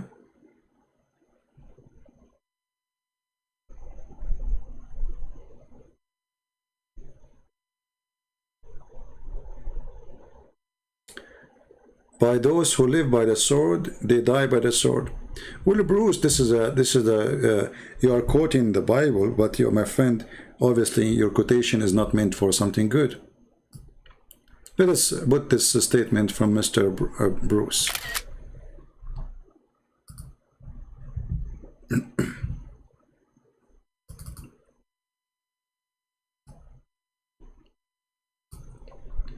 You see, there's many people like Mr. Bruce here. I don't mean to insult you, my friend. They say things, but obviously they have no idea what they are talking about. When the Bible says, those who live by the sword, they die by the sword, obviously they live by the sword. Do you see the word live? Are you blind? They live by the sword, which means they make living from their sword.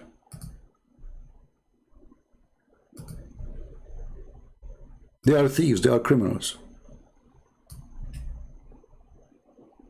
This is why their punishment is to die by the sword. This is the penalty. So you are quoting for me, the one who live by the sword, die by the sword, thinking that by saying that, that will not forbid or will forbid the Christian from holding a sword. That is absolutely false. Peter himself, he have a sword, and the one who ordered him to have a sword is the Messiah himself. And this is exactly, great example of how people, they try to fool you. I don't mean that this person is trying to fool you, but sometimes they try to fool you without knowing that they are trying to fool you. Maybe he's a decent person, but this is a foolish opinion that if you have a sword, that means you are going to die by the sword. That's absolutely false. This is not what the Bible said.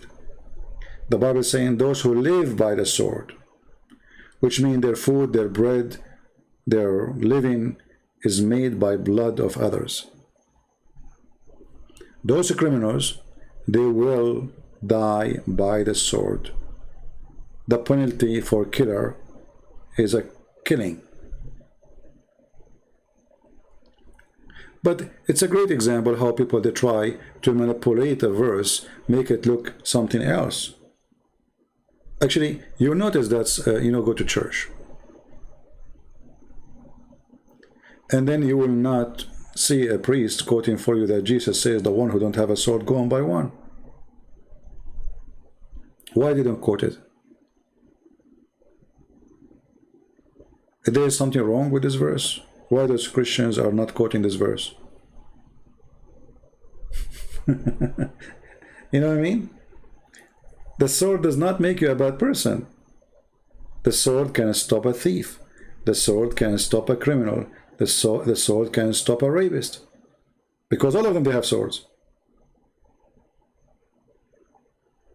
What is stopping the Muhammadan from taking over Israel?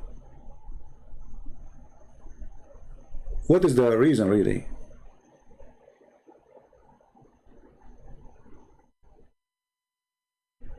Israel have a bigger sword, way bigger.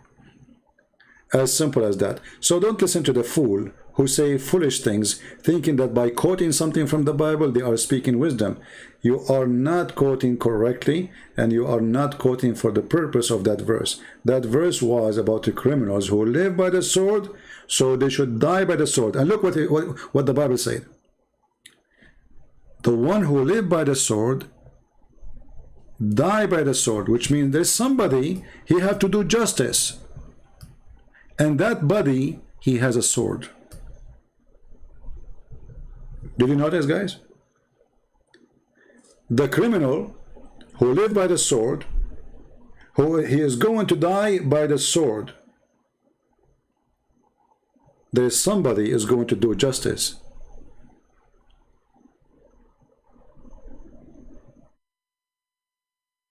And use the sword against the criminal. Can you update Indian about Patreon? My friend, I'm not Patreon. I don't know. You go on. If you have a question about Patreon, go and ask Patreon. I don't know what they do there. This is not a question to give to me.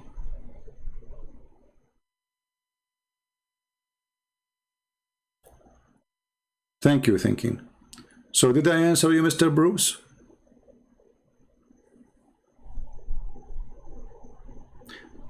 This is why, my friend, you should be careful not to let a fool to be your teacher, because he can quote for you something from the Bible just to fool you. Yes, it's from the Bible, but he is trying to deceive you by changing the meaning. Isn't it the Bible says that the one who hang on the tree is a criminal? Tree here mean a wood, piece of wood. Well, Jesus was hanged on a tree. The Bible says cursed is the one who hung on the tree. Does that mean Jesus is cursed? So then we find that in the New Testament says that Jesus, he took our curse. Does that mean really that Jesus was cursed? No.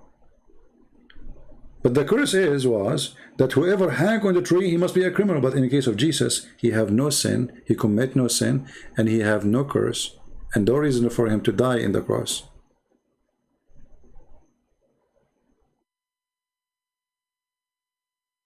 So be aware, my friend. There is people that try to change the meaning of the word of God in order to fool you. And I say to you, you see, if I have a daughter and she is going to get married, and the guy she want to marry from, he never have a gun, he never know how to shoot, I will tell her, I don't advise you, or he never been in the army. I will say to her, I don't like you to marry such a guy. You want to marry him, go ahead, it's up to you. But my opinion, he is not a man to be the man of the house. The man of the house, he have to be able to protect the house. Who is going to defend you if something wrong happened? If this person is against holding guns, he's against learning about how to use them. So who is going to protect you when wrong things happen?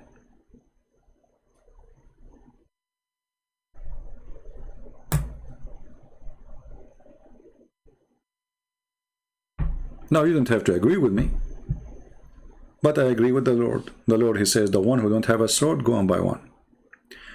The sword does not kill people. People kill people. Criminals kill people. Have you ever seen a sword walking by itself, shooting, killing people? No.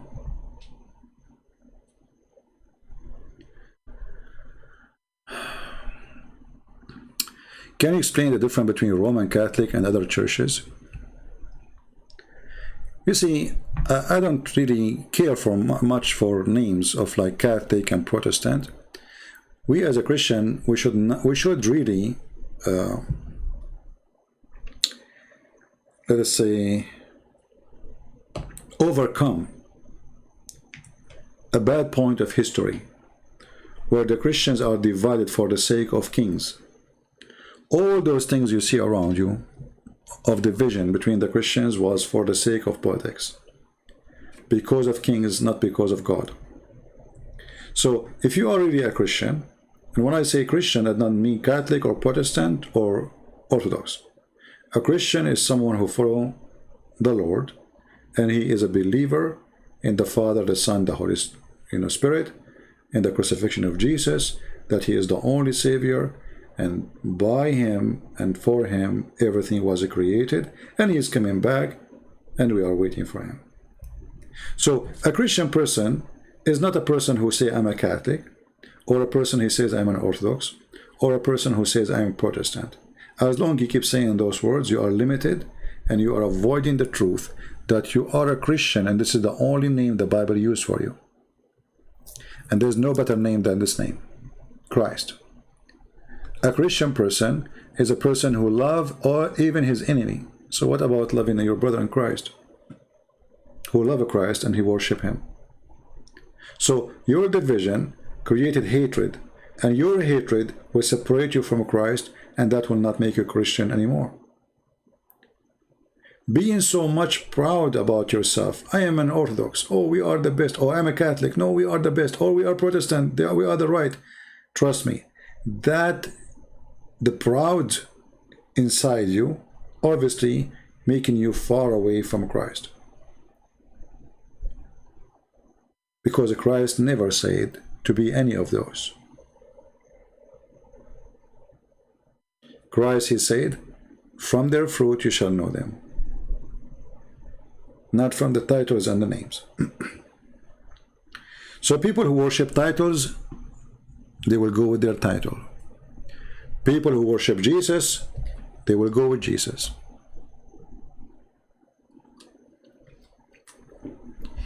And the difference between those churches, I find it very silly. And I find people who try to support those differences, they are trying to forget what God is about. Savior, he did not come here to divide us. He did not come here to make us churches. He came here to have one church, for there is one Lord. That is the Messiah.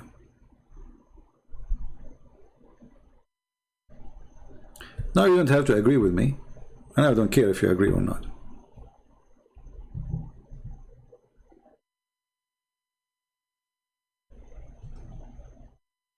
You see, actually, most of the time, what I say make many people upset.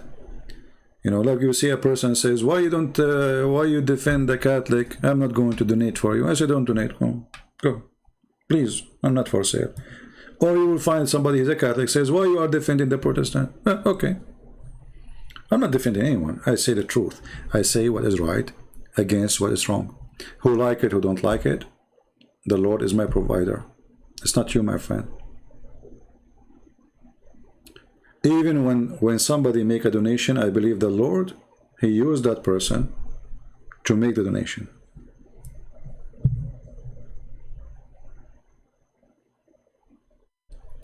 It is His blessing.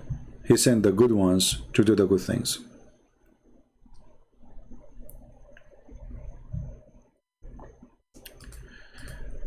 We have a question. How do the Muslims reconcile the fact that they believe in Jewish prophets yet wish them all dead? You see, hatred, this is what we are fighting. But you know, remember, my friend, that hatred is not only between the Muslims. There's many Christians, they are sick with their hatred. And I just mentioned to you, like, you know, if you go to different page, you will see how Catholic and Protestant are fighting, or Orthodox. So if a Christians who follow Jesus and their Lord, He said to them, love your Lord, love your neighbor, be good to your enemy, they do that to each other. So why the Muslim, they will not hate the Jews when they are following the devil? So before you fix what the Muslims are doing, let us fix ourselves.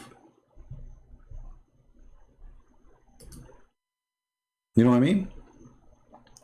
Before we go and try to fix the Muslim religion, to correct them, to bring them to Christ, what about we start from ourselves, and from today, we refuse to say we are Catholic or Orthodox or Protestant. And we accept that all of us, we are one family, and we are following the Messiah, and we are not following the priest. We are not following the Patriarch. We are not following the Pope. We are following no man. No man. You follow only the Messiah. You see, when I read the book of John, it's called the book of John, but am I following John? No, I'm not. I don't follow John. I follow God. The book of John is about God. John inspired by God. John, he delivered the message of God. But I'm not following John, I'm following God. If I read for you right now a statement from Peter, am I following Peter? I'm following the Messiah. So we follow one person. The Bible says everybody is a sinner. And I am sinner too. So why you want to follow me? I mean, that would be even stupid of you to follow a sinner. Because if I am good to follow, I should not be a sinner anyway.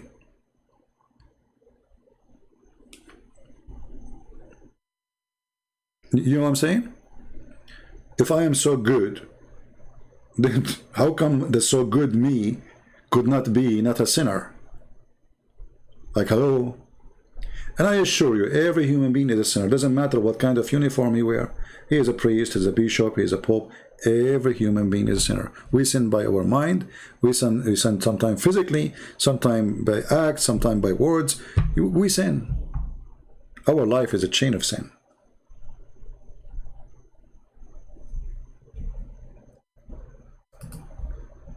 Okay, Phyllis, it's time for you to go, my friend. We bury you where you belong. This is why many people don't like what I say, because here I bring unity, and that is against the devil plan. And you remember the devil plan?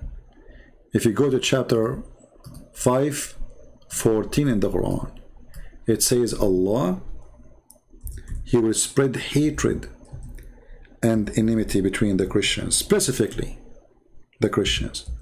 So remember this always. If you are a Christian, but yet you don't love your brothers in Christ, regardless if they are Catholic or Protestant or Orthodox, you are a follower of the devil Allah. You are not a follower of Jesus. Period. And if you are a person who hate any of those three names, and if you make a donation to me, go and take it down. I don't want your donation. And don't come here. I don't want to know you. I will consider you a disbeliever. I'm willing to talk to you, to convince you, but you are not my brother. not in Christ, for sure.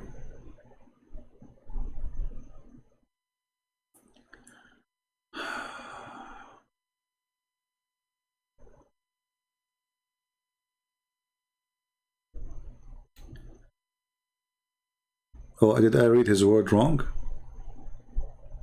Okay. Let us see. Philip. Okay, Philip, I think maybe I made a mistake with you, my friend. Let us see.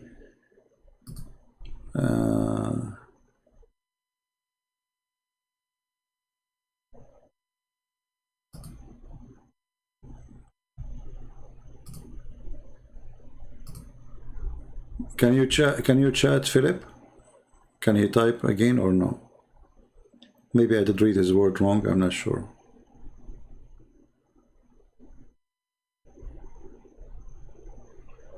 Maybe he was wrong English, I'm not sure really.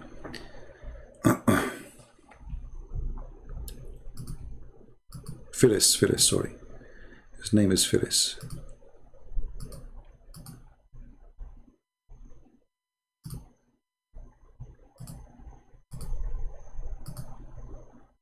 Well, I cannot even fix it now. I don't know what happened. I cannot even click in his name.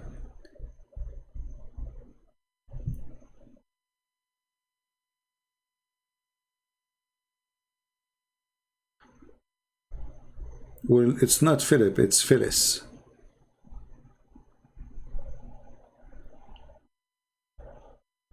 I'm not sure. Well, the word was not right, so I don't know.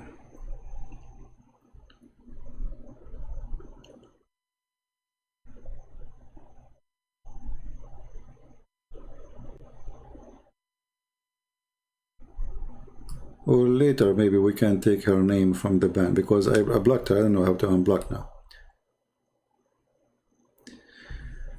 Anyway, so, you know, I encourage you to be Christian, but not to be any other names. Don't say I'm a Catholic, don't say I'm Orthodox. You see, I find that the Orthodox teaching is wonderful. They have an amazing, you know, liturgy, and it's really amazing. But we are, you know, Christianity is not about being Orthodox or Catholic or Protestant. Christianity is about people who follow God and love Him. And if we give 3 people and a picture,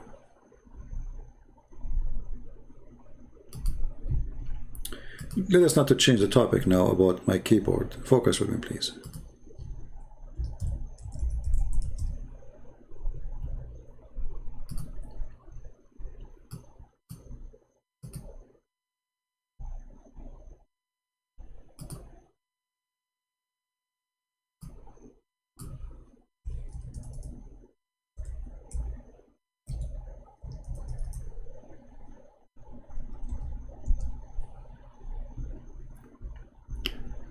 I will give you an example.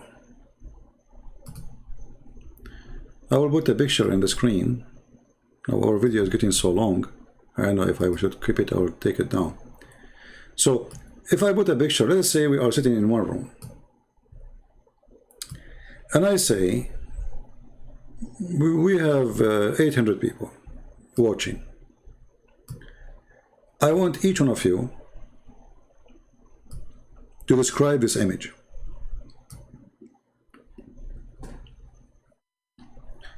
Remember, all of us, we are seeing the same exact image, and we are 800 people. You will notice that each one of you, he give different description.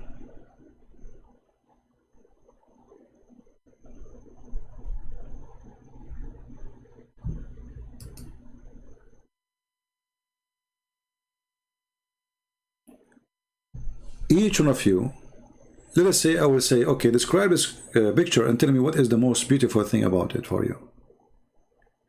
You will see everyone, he have different opinion. Everyone, he loves something different. Some, he will say, I love the water. Some will say, I love the clouds. Some will say, I love the tree. Some he will say, look at the shade under the tree. The sun is so strong, and this is the perfect shade to give protection. Each one of you, he will find this picture beautiful for him, but in different way. Which means even the word beauty is different for each one of us. And that is God. All of us, we agree that this is beautiful. But each one of us, he see some kind of a beauty which is interesting for him as a person. So the person who liked the sky, who loved the sky, he say, look at the color of the sky. The person who he have imaginary with the cloud, he will be amazed with the cloud. The one who loved the shape of the tree, he will be in love with the tree. The one who see the shade of the tree, obviously have a different background. The person is coming from the desert. He is burned with the sun. He knew it is going to be hot. So look, there's a shade. That's amazing. It's our background, it's our history, it's our family, it's our childhood who make us see things differently. If you ask 10 children who they have a father, each one of them, ask them, what do you think about your father? Each one of them, he have different description about his father, the same man. So my friend, we as a Christians, this is how we should see the Lord. We have different taste. We have different vision of beauty. But all of us, we should be seeing beauty, not ugliness. Do you understand what I'm trying to say to you?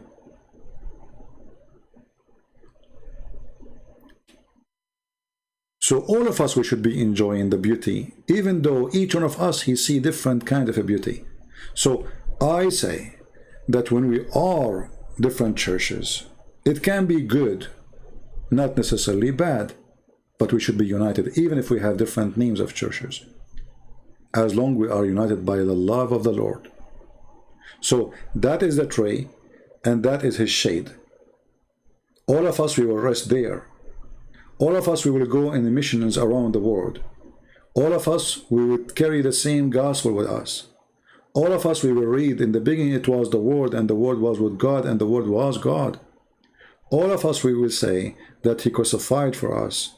All of us, we will agree that because God, he loved the world, he sent his only begotten Son. But we have different names. We have different colors too. And we have different ethnic. But all of us, we will go and sit under that tree to enjoy the shade of God, his protection, his love, his beauty. So we as a Christians, if we're really in love with the Lord, we should overcome our differences, and our differences maybe should be better for the benefit of the Lord, which means let us compete about who want to serve the Lord better. Let us compete how many Muslims and atheists and Buddhists and Hindus I will bring to the Lord today. This is how our competition should be, not the opposite, not to be fighting each other. The Lord, he said, from their fruits you shall know them. Well, show us your fruit. Do you understand?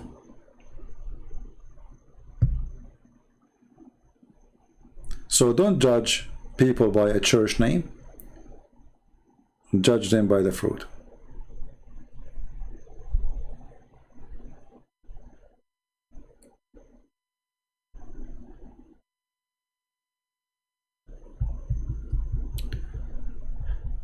Any other question?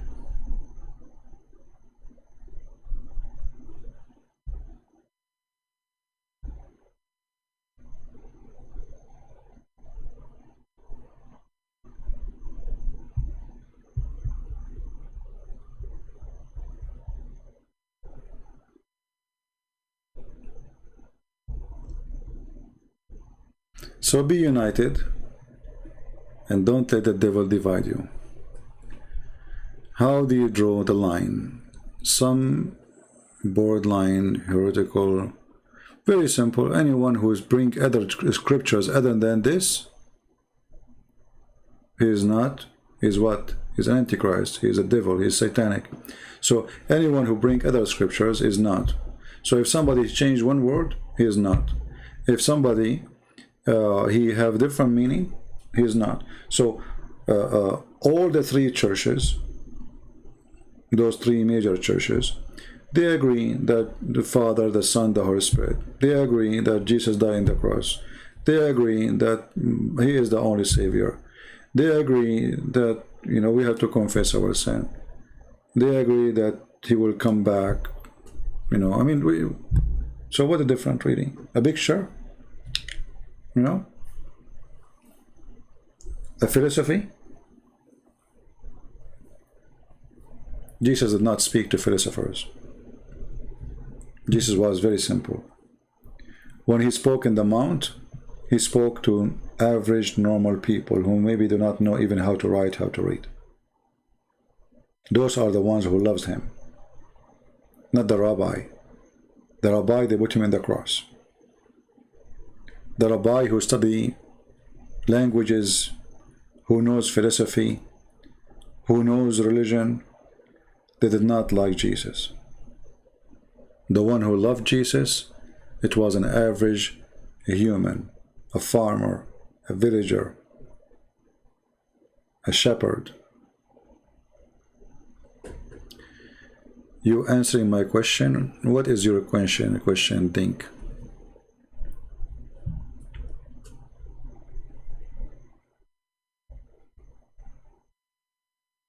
I don't see your question.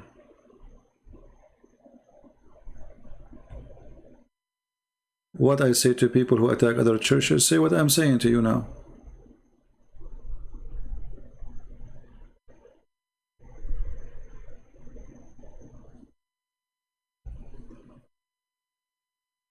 Show them the Qur'an, chapter 5, verse 14. Tell him that you are following Allah, you are a Muslim. You are dividing the Christians, you are Satan.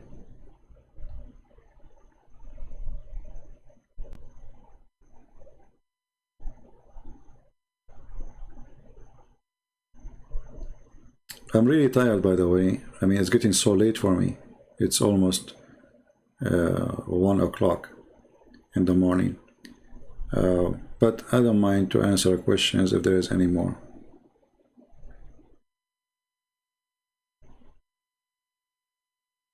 Never join the club of hate. As simple as that. Shut them up, tell them, don't tell me, I don't want to listen to this. I believe that the Christians is those who believe in the Father, the Son, the Holy Spirit. So if the Protestant believe in that, if the Catholic believe in that, if the others believe in that, they are my brothers. Very simple. Should we sacral and do you know? Hold on. Where is the text go?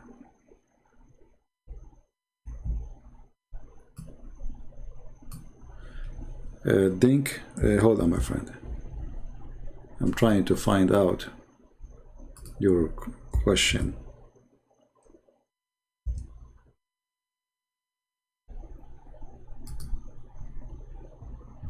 Okay.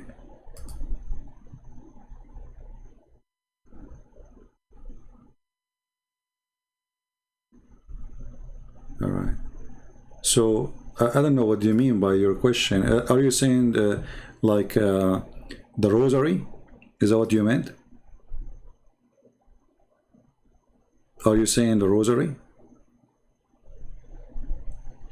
You see, I have nothing against the rosary itself, but because the rosary simply they are quoting the New Testament, you know, where the Bible, the angel says, they came to Mary, they said to her, "Shalom to you, Mary, blessed be you are between the women." All right, you know, so this is a repeating a verse in the Bible, but isn't it the Bible says, don't repeat? Isn't it Jesus say, don't repeat? So why we repeat? Do we need to repeat a prayer? Same time, both the churches, Orthodox and Catholic, they ask Mary to pray for them. Okay, no problem. But, you know, for us, we say, hey, brothers, sisters, pray for me. So nothing wrong with that, you know. Okay, you pray for me, I pray for you. However, repeating the same prayer is useless. Because God, He listened to you, not because you repeated. The Lord, He says, every two of you mention my name, I will be the third, I will be between you. So just mention His name. He said, knock at my door and I will open for you. So, I can ask others to pray for me. Now somebody will say to me, Mary is dead. The Catholic and Protestant and the Orthodox believe she was resurrected. You don't believe in that? No problem. So they believe she is not dead. However,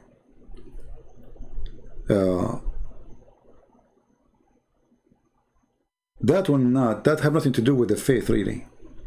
You see, at the end of the day, Mary, she prayed to Jesus to help you. Okay. And I pray to Jesus to help me. All right. So the purpose, all of us, is praying to Jesus. So I don't see really a big problem. But for me, I don't prefer such a prayer. Because why would I repeat the same thing? It doesn't make sense. Jesus, He forbid us from repeating prayer. Jesus, He forbid us from many things to do. They do, the Muslims exactly do the same. They repeat words. They pray in the corners. They show that they are fasting. Jesus, He forbid, He asks us not to do that. When you fast, you don't show. When you pray, you don't show. And when you do good, you don't show. You don't let your right hand know what your left hand did, or the opposite. But if you do that, doesn't mean you are a bad Christian for me. I believe that this is not needed. But you can do it. And maybe you are better than me. Maybe you are right. But at the end of the day, as long as the prayer is sent to Jesus, I have no problem with it. As long as we are asking Mary or asking, a brother to pray for you, his name is George or John, no problem. But pray to who? Pray to the true Lord. So if we ask a brother or sister to pray for us, no problem. But as long as those brothers and sisters are praying to the true Lord, which is the Messiah.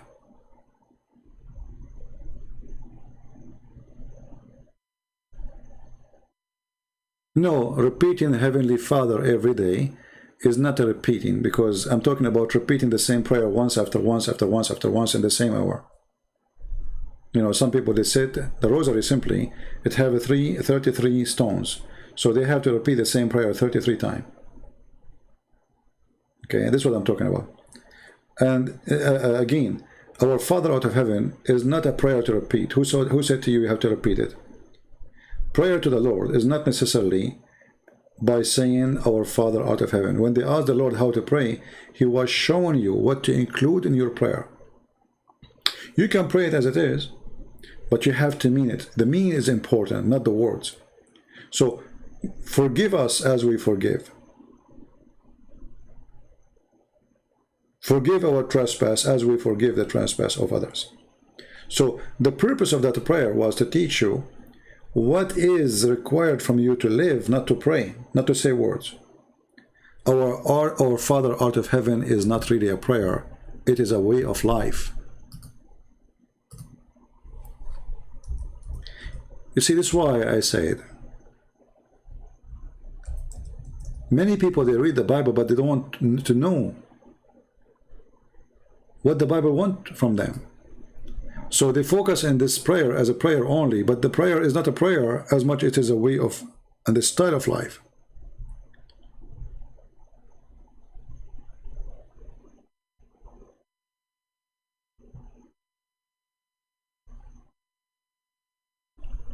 So when you say our Father out of heaven, you confirm the authority of the Lord on you. On you in earth and in heaven. And then you ask Him for help, to be your provider, to be your Father. And then you say to him, forgive us our trespass, as we forgive those who trespass against us. Which means there's conditions, things are connected. You live in the land created by the Lord, in the space made by Him. So you have to acknowledge that you are living in His land, under His authority, and He is the King of Kings. And then you say, let your will have, be done. I have nothing against it.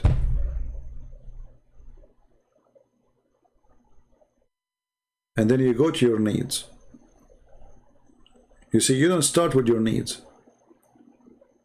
You start with confirming who is He, what He meant to you, and what His authority upon you, and that you are surrendering to Him, that your will be done. And then you say, give us our bread. Provide us shelter and food. Don't leave us without protection. And then forgive us our trespass, as we forgive. Which means the one who don't forgive, he don't deserve forgiveness. So it's a life to live, is not a prayer to do and to say. Deliver us from temptation. It's a life to live, not a prayer to say. So sadly, we are people who, some of us, like Muslims, we repeat the prayer, or the second we finish the prayer, we start living different lifestyle.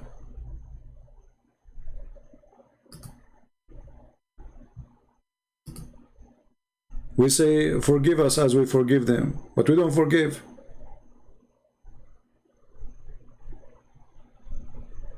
We don't give. We don't surrender. We don't practice, let your will be done, but we repeat the prayer.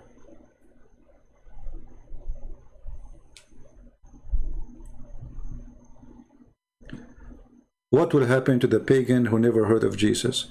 The Bible says clearly that they will be judged by their knowledge, which means God, when He created us, He gave us a knowledge inside us.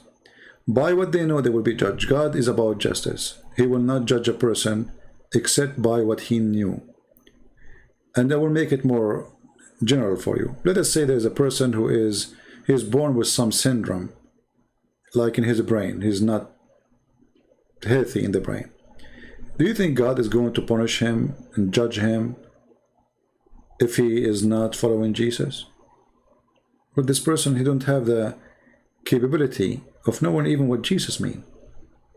So God will not send such a person to hell. And God will not punish a person for not believing in Jesus, for he do not understand. God will judge you by what He gave you.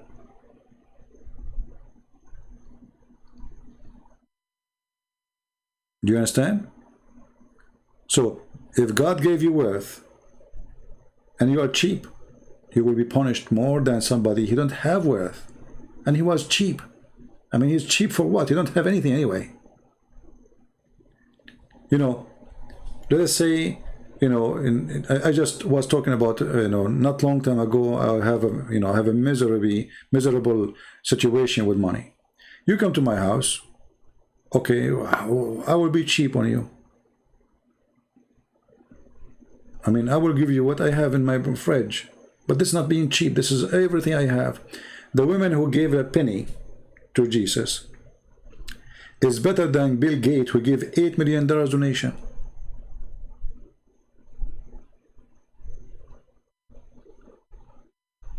Because the $8 million to Bill Gates is way less than the penny for him. The woman who gave a penny, this is everything she have. She have her. This is her treasure. And what the Lord, He said, the heart of the man is where his treasure is. So if your treasure is the Lord, Your heart is with the Lord. If your treasure is the bank account, your treasure is the bank account. So you will be judged by what God gave you. If God gave you a healthy brain and He gave you knowledge, and you receive a message about Jesus and you refuse, then you have no excuse. But a person who lived in the jungle of Brazil, he never heard of Jesus. He's still naked in the jungle. God will not judge him the same as He judged me and judge you.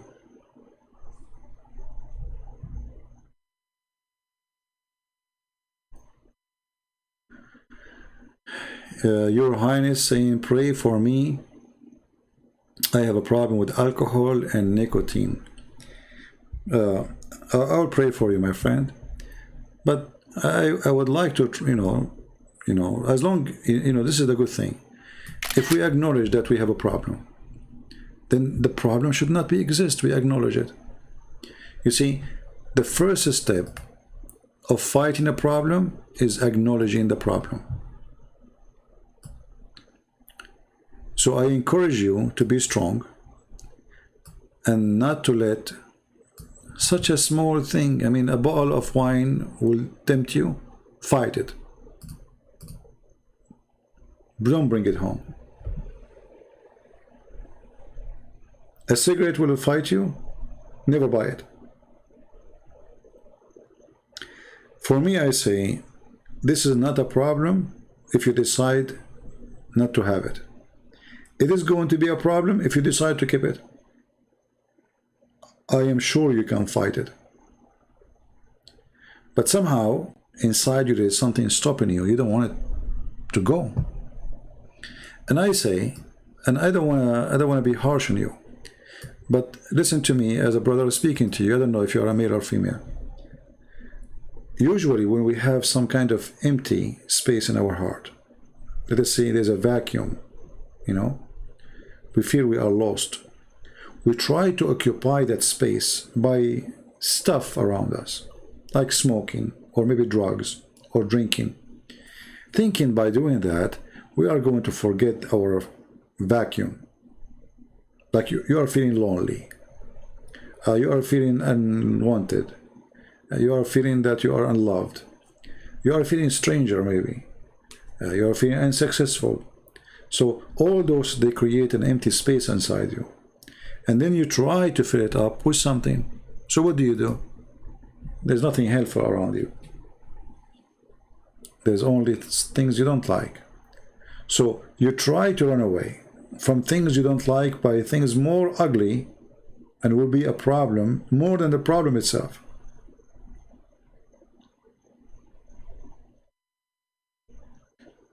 So my friend, I say, you can fight it and you can stop it.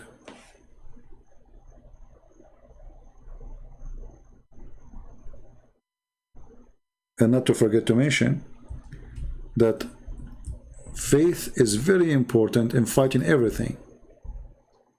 You see, we spoke about depression. Faith is extremely important to fight depression, to fight your sadness. All of us, we have a sad moment, or maybe even sad years, not only sad days, or maybe even sad life, tragedy in our life. All of us, we have something we regret, something we wish never happened. But if you surrender yourself to the problem, you just created a new problem. And maybe it is bigger than the previous problem.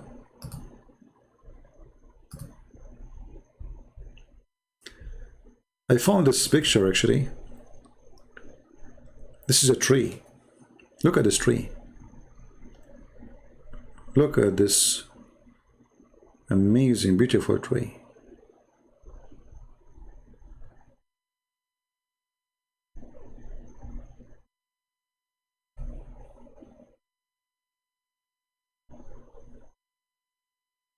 This tree have a very complicated roots. But the reason made us say such a thing because we saw it.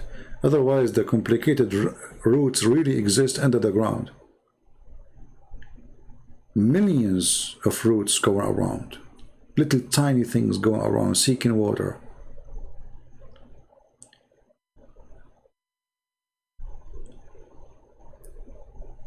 The healthy tree above is not because of the roots appearing at the top of the ground. Those are useless. I mean, they are just pipe to pump the liquid up to the tree. And look how healthy it is. Look how beautiful it is. Look at this light in the middle. But the real true roots is the one who they are under the ground. Those are the one doing the job to stay healthy. And I find that the roots start with healthy ground. So see why your ground is not healthy. What is the reason behind you drinking and smoking? How the root, instead of seeking water, they are seeking smoke and alcohol. What happened? Fight it and change the source of your nectar.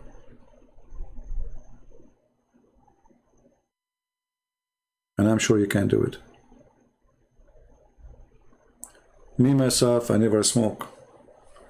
And you know, in the Middle East, like when you are a teenage, they try to say to you, oh, if you don't smoke, you are not a man. Oh, you are just a kid, you cannot smoke. I never fell into these stupid things. Who cares what people say? I know smoke is wrong. Why I want to smoke? So my friend, you can fight it and you can fix it. The only problem is why you don't take decision to do it.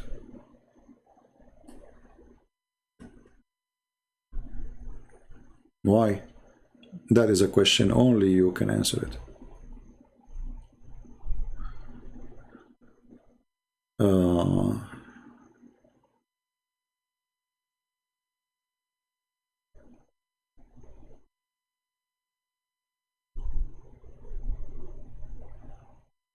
I mean, there's a lot of things around us to do. They can be bad, right?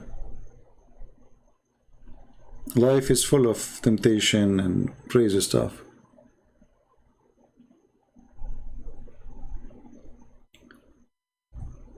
The Lord, he says, little of it will bless your heart. That is alcohol, little of it. And even scientists, they agree. Those who have a heart problem, little of it is a medicine. But not to drink. Don't drink. Even the Bible says that those who they are drunken, thieves, fornicators, they will not enter the kingdom of God.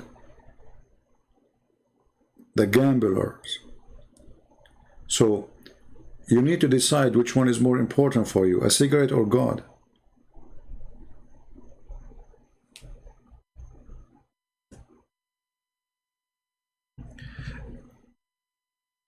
Nobody can fight your problem unless you decide to fight your problem. We can just give you a speech. Maybe the speech meaningless. Maybe it is useless. Maybe it is useful. But at the end of the day, it is you who decide how to fight it.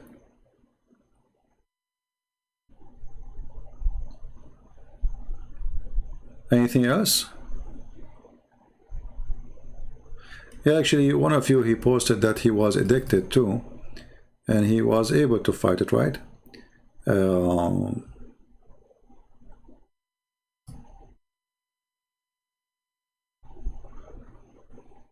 This is Alpha and Omega, he's saying. I need a prayer too. Was addicted to marijuana for 15 years. I'm ending it, but it is hard, and God sometimes seems quiet. Nothing is hard, my friend. Trust me. It's not hard. It's not.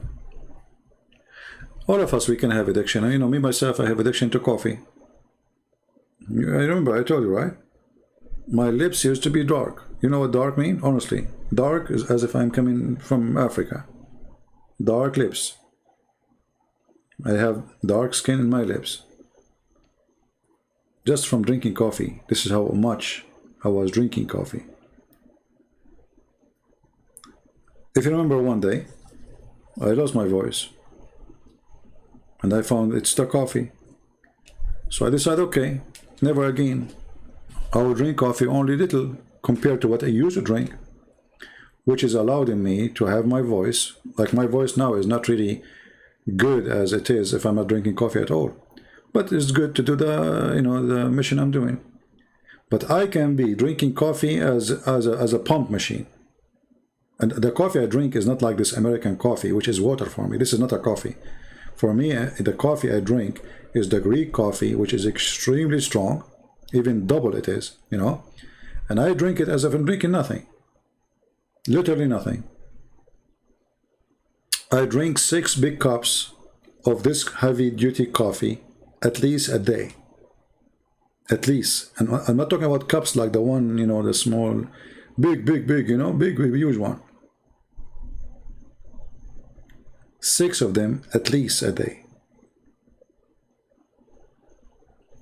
But then I noticed that I'm losing my voice if I'm drinking coffee too much. So what I love coffee, but I love to do what I do. Which one is more important? Drink coffee, lose your voice? Not to drink coffee and go and speak to people. I said no more coffee. And I stopped drinking coffee for almost 6 months.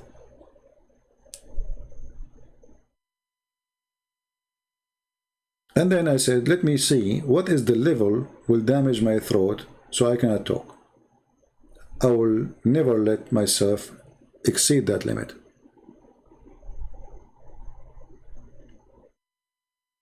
You can't fight it. Doesn't matter how much you love it.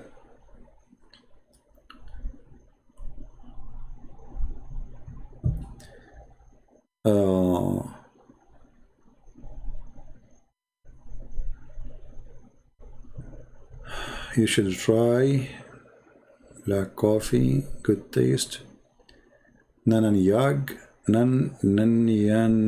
black coffee. Is that an Indonesian coffee? Well, I have to live with the coffee we have here. I mean, in America, you see, in America we have really little limited. You go to the store, you will find we have the same vegetables in all the stores, but it's very limited, really. Not like you know, you go to Asia, you will find millions of kind of fruits and vegetables. You know, you guys are lucky actually. Seafood. Here we have like 2 kind of fish. Honestly, 2 kind. Salmon or taliba, whatever it's called, you know, and that's it. You go in Asia, you will find a million kind of fish in the store. You don't even know what to buy. Same for the vegetables. Here we are very limited. Why Muslims believe that Jesus is coming back? See here, the belief is based on what Muhammad said, and Muhammad did not say that because he believed in Jesus, but because he wanted to deceive you about Jesus. All cults, they try to use some of the truth in order to fool the crowd. Do you know anything about scammers? What scammers they do? A person who do scam, he will not tell you I'm scam. He will call you I'm the bank. Somebody trying to hack your account. Please go to this link, and he will give you a link. Go to this link and change your password. Please don't tell your password to anyone. Please don't even ask. Go to that link. But by going by that link, the link is look like the same as the bank. They have the same exactly. I remember actually once I received an email. The top of the email, it says Bank of America. Guys, you click at the link, it says Bank of America. It looked exactly like Bank of America. Unbelievable. But the reason for me right away, I know this is a scam. I do not have a bank. I don't have an account with Bank of America. You know what I mean? So imagine how many poor people, they believe them, and they click at that link, and they went and they said to them, there's an hack attack or attempt, whatever, to your account. Please go there and change your password. You go, you put your username, you put your password, but you do not know. You are giving it to the hacker. That is Muhammad. So in order to hack you, in order to scam you, in order to fool you, they have to come to you with the clothes of a sheep, as the Lord He said. And what the sheep will say, the Messiah is coming, He's coming back, He will rule the world, the Messiah is coming. But this sheep is not a sheep, he is a wolf. He is using the name of the Messiah to deceive you. So they believe not because they are believers, they believe because they are following a scammer. I hope I did answer you.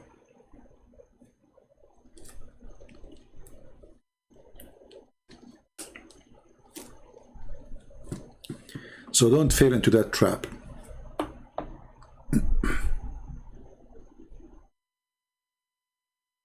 Yeah, well, the scammers are the worst creatures, but remember, there's scammers everywhere.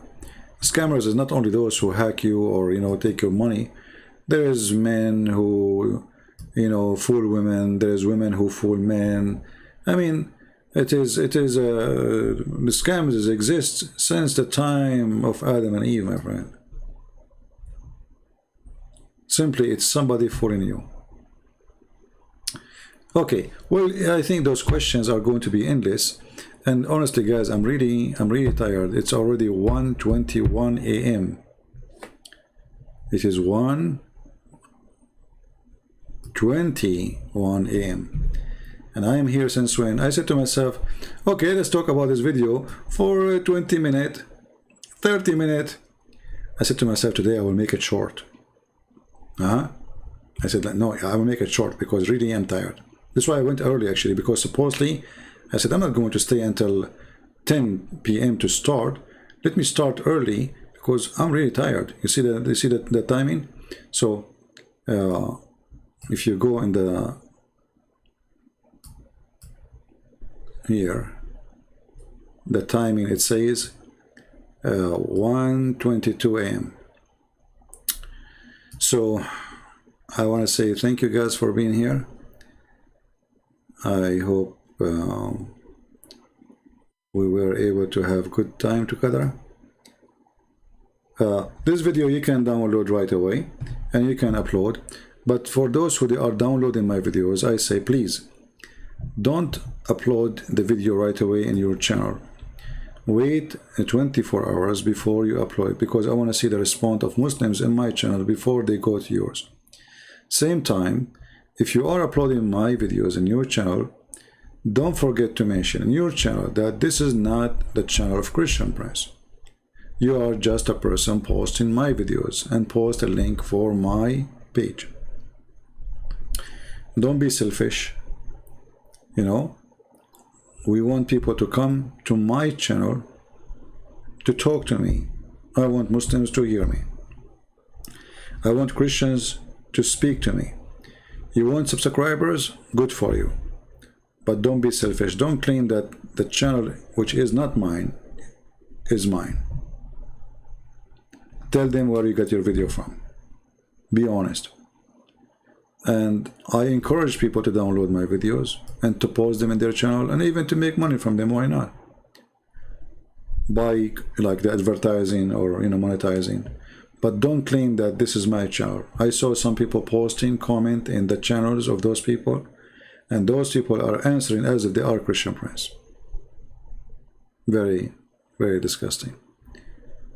So I want to say thank you guys for being here. I hope that's God is willing, we will be back soon again. And when I start the Bible channel, I will let you know which page will be. I need to create one. And we pray that the Lord, He will help us to give the correct answers. And remember one thing, there's always answers for you coming from the Lord Himself, not from teachers. Because He said, knock at my door and I will open for you. All of us, we seek answers. All of us, we have problems. But I say to you, the best one to ask for help is the Lord himself. He, she can help, but we are limited. We ourselves we need help. So the best one always to seek refuge to is the Lord. Have faith, be strong, and don't go down. The second you give up, you lost your faith, because only people who have no faith, they give up. Don't give up in the Lord. Be faithful and feel strong that He will help you. Don't think that He will let you alone if you really, from your heart, want Him to be with you. You will be alone if you feel that you are alone. If you feel that you don't have Him in your side, you will be alone because you don't have faith on Him. You have a doubt that He will help you. Then you will be alone. So have faith, be strong, and I pray to the Lord that He will keep you in good health and wealth. Until we see you again, Christ is Lord, Islam is false, and there's no other belief will save you. No Hinduism, Buddha, Islam, all kind of cults in the world, they are made by the man for the sake of the man. Christianity is not made by the man for the sake of man, made by God to save the man. It is a faith which is the only solution for you to be saved. Even when God, He made Sabbath as a day of respect and holiness, that day was for the man. Even the book, which is the book of God, was made for man, not for God. God do not need a book. The word of God is God Himself. He do not need to read His words. Those words are meant to you. So stay with them. Be strong with them. Arm yourself with them. And don't arm yourself by being proud. It's emptiness. Don't arm yourself by thinking that you are strong. You are very weak without Him. All your wealth can go in a second. All your health can disappear in a moment. Everything you own and all the people you have can disappear in a second. Life can go in a blink. Death can come in a second. Health can forsake you. But there's one person He will not change, and He will be always with you. That is the Lord. And if the Lord is with me, who could be against me? Thank you, and take care. Bye-bye.